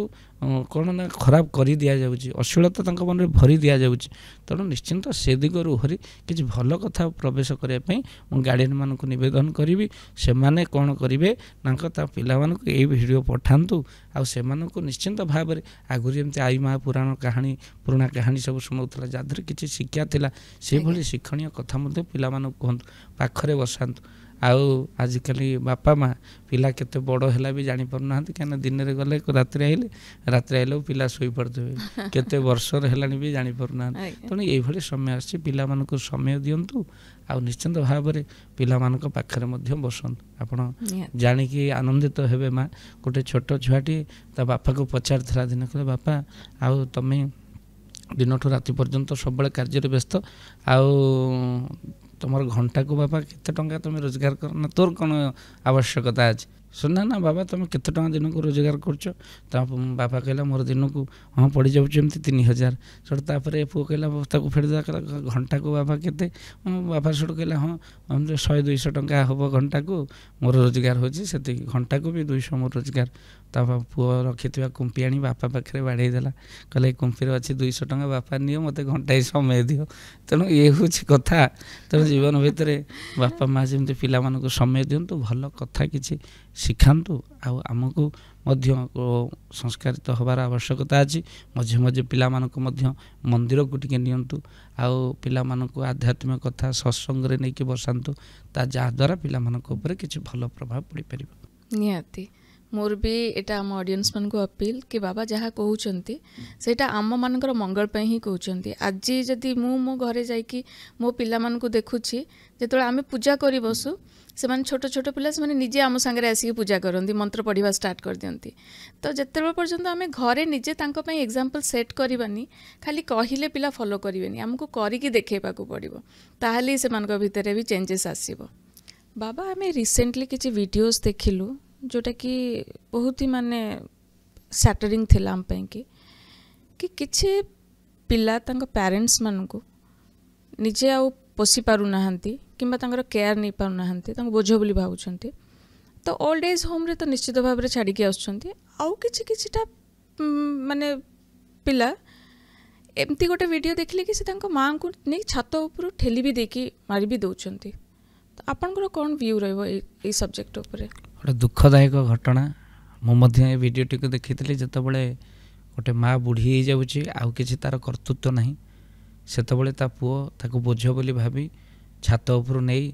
मिछ कथा कही माँ तो छात उपर बुले आनी तापर पेली दौर से माँटी तले पड़े मरी जाऊँगी आठ दुख संसार भितर कौन हो पारे जो बढ़ी जाए बयस अलुड़ा हो जाए मनीष जो माँ पेटरे 5-5टा पिला जगह थिला आज 5-5टा पिलांकर 5-5टा बंगला हेले गोटे माँ पे स्थान ना आठ दुख कौन हो पारे सेतबले भी गोटे माँ कांदुला जो ता पुओ खाऊ नथिला आज भी गोटे माँ कांदुची जो ता पुओ ताको खाइबाकू दौनी किंतु दुखदायक घटना ये सब घटना घटवार कारण जो माने बापा माँ को जो माने अलुड़ा बोली भावुचंती से माने परिस्थिति आसीबो से माने तांको पुओ द्वारा निश्चिंत भाव में निर्यातित हेबे। ये किछि दिन पूर्वर सत्य घटनाटी जेतबले स्वामी स्त्री दुई जण निज छुआ को धरिक बाहर कौन पार्टी खाइबापी बा भोजी रे अटेंड करने से बुढ़ा बापाटा आसी पाखरे पहुँची गला आउ कहवाई लगिला पुओरे अरे तमें तो आज जाऊच भारी दिन 10टा बाजिची एबे आ दिन गोटाए बेले मु कौटी खाइबी सेतबले पुओ कहूँ बापा ए पाख शिव मंदिर कार गोटे भोजीभात होची तमें जो गोटाए बेले पहुँची जा आ सेठी तुमको खाइबा मिल कहीदे पुओ सांगे सांगे कौन करुच्ची ना काच टेकी दे सीधा सड़क चलला ये समय भितर छोट छुआटी पछरे बसी बापा को तार कुंडई पकेला कहला बापा मुझे जो बड़ हेबी गोटे निश्चित मंदिर टे करी बापा कहला देख मो पुअर केते आध्यात्मिक भावना कि घर करने चिंता करे मो बो तो मंदिर कथा कहला पुओ कहला बापा मोर आध्यात्मिक चिंताधारा जो मु मंदिर करी बर मु भावुची जितेबाला मो स्त्री को धरी कौन पार्टी को लेकिन जीवी से तमें कौटी खाइब मो पिला बेलर कथा मन पड़ जाए जो पड़िशा घरे पूरी होता है से मो पाठ पढ़ुली 6ठ श्रेणी रे जोरे बास्ना नाक को आसला आउ मु जोरे चिल्लेली बापा पड़िशा घरे बोधे पूरी होची आ पूरीटा को भारी भल पाए पूरी जीवाक भल पाए पूरी खाइबा भल पाए से बापा कहले पाठ पढ़ 2 दिन पूर्व घरे पूरी होता देखला बेलू भारी पूरी खाइबा इच्छा हो आखिर ठक ठक लुह कड़ी पड़ा कहीं आम घरे जदि मिल केवल रुटी सन्तुला ही मिल से मु जिद रही मु खाइबिनी आज मो बो डाकिला कहला चुली मुंड को आ मो चुली मुंड जाए पहुँची गली काली भड़ी कथा मन पड़ुची बो 4 पट पूरी तरकारी रखी मो पे बोली बो 15 मिनट मध्य कौन पूरी तरकारी तू करदेलु से बो कहला पार्टी करना पड़िशा घरे मागिकी आनी तू पूरा भल पाऊ तू आखिर लुहटा को कौन मुझे संभाली पारि केबे भी संभाली पारि से तू पड़िशा घरे हाथ पतेबा को पड़ा मुझे बोलो से कौन सी पुओ ता जीवन रे ता माँ ऋण को सुझी पारे ना ये जो पड़िशा लोक सहित तू कथा हो नथिलु आज से पड़िशा पाखे तो पुओटा भल पाए ता आखिर टे लुह गड़ा बोली तू संभाली पारिलुनी तो मान सम्मान को हरई तू मो पाखे हाथ बतैलु दुनिया भितर बो मार ऋण को कई सुझी पारि ना ना सुझी पारे जदि यही कथा को पिला बेलर कथा को जदि पुओ मैंने विचार को नेबे केबे भी माँ बापा को अलगा करि परिबे नाही 4 मासर बांतीर कष्ट तापरे पेटरे बढ़ुवा पिलार जंत्रणा तापरे पुणी मृत्यु कोल शोई जीवन को जी जन्म दिए ताकू ये दुनिया माँ कहे मु आज भी गृहस्थ आश्रम रोचे घरे रोचे राति प्रवचन करके आसला बेले मो बोर पाद को आउंसी नदेले मत निद हुए ना तेणु समस्त पिला मानक निवेदन करुच्ची जीवन के बापा माँ को कष्ट दियो ना एभली दुख केबे भी दियो ना महापुरुष अच्युतानंद लिखिचंती पिता माता को पुत्र न पोषिब भिन्ना भिन्न करी घर हेले लक्ष्य अरजिले पक्षे न अंटिब सत्य वचन मोहर जे मैंने बापा माँ को भिन्न कर दौरान लक्ष्य अर्जन कले भी गोटे पक्ष को अंटिबनी ये किछि दिन पूर्वर गोटे छोटिया पिलाटी मो प्रवचन को आसी था शुणा से पिलाटी को मु पचारि बापा राति 11टा है घर को केमिति जीवु तो कौन डर माड़बनी तो सांगे तो कई ना से पिलाटी कहला नाई बाबा आउ डर माड़ुनी छोट छुआ को बेसी मशाणी डर लगे ये बाटे आम घर गला बेलू मशाणी पड़ो बोले पुओरे मशाणी कौन ते डर लगुनि पिलाटी कहला ना मासे हम मशाणी रे मो बो रोचे परा मत कहीं डर लगे शुणिली रोड एक्सीडेंट रे ता माटा मरी जाइए आ ता बापा तो बुझेबा जाई कहूँ तो बो मशाणी रे रोचे दुख करना मन को कष्ट करना तो बो मशाणी रे अच्छे तेणु पिलाटा बुझी जाइए मो बो जदि मशाणी रही मत आ डर क्या माड़ तेणु कहुए धरी संसार भितर बापा थिला पुओ सभारे हारे ना माँ थिला पुओ दुनिया डरे ना दुनिया भितर जार बापा माँ अच्छा जीवन में ताकू आ दुनिया को किसी भय ना से जो बापा माँ बंची थिला बेले आमे कौन करुचे ना तांको सेवा जत्न करूने मरीगला बहुत मन पड़े बापा माँ से बंची थिला बेले आदर करंतु तेणु संसार भितर निश्चिंत आपन को निवेदन करिबो ए चैनल माध्यम रे जो माने बापा माँ को दूरे रोचंती से माने वीडियो को निश्चिंत भाव में देखंतु आ निश्चिंत भाव में वीडियो को आग को पठांतु हुए तो यही गोटे शेयर माध्यम रे जे कि अन्य मानक कार्य आसीपर जे कि से माने जीवन भितर केबे भी बापा माँ को अलगा करि परिबे नाही मु आपन को निवेदन करी भाई भाई रे संपत्ति बांटी दियंतो चलिबो भाई भाई रे टंका पैसा बांटी दियंतो चलिबो भाई भाई रे केबे बापा माँ को बांटंतुनी आज्ञा कहीं ना जीवन रे अमृत जिनस जदि किछि भगवान दे थांती ताहा बापा माँ रूप में अनेकों को महाप्रभु बापा माँ को छड़े नहीं थांती आठ दुख कौन हो पारे संसार केबे भी बापा माँ को अलगा कर दिंतु ना